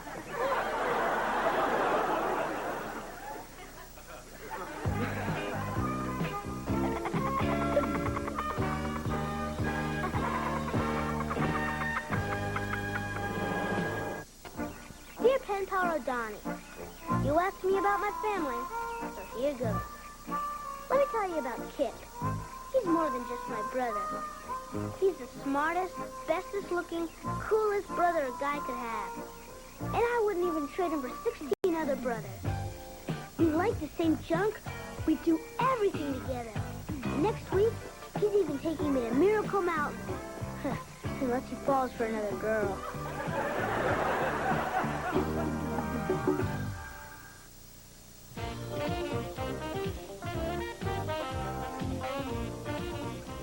Tune in for the musical wizardry of Quincy Jones and listen up. He's got something extraordinary to say about his world.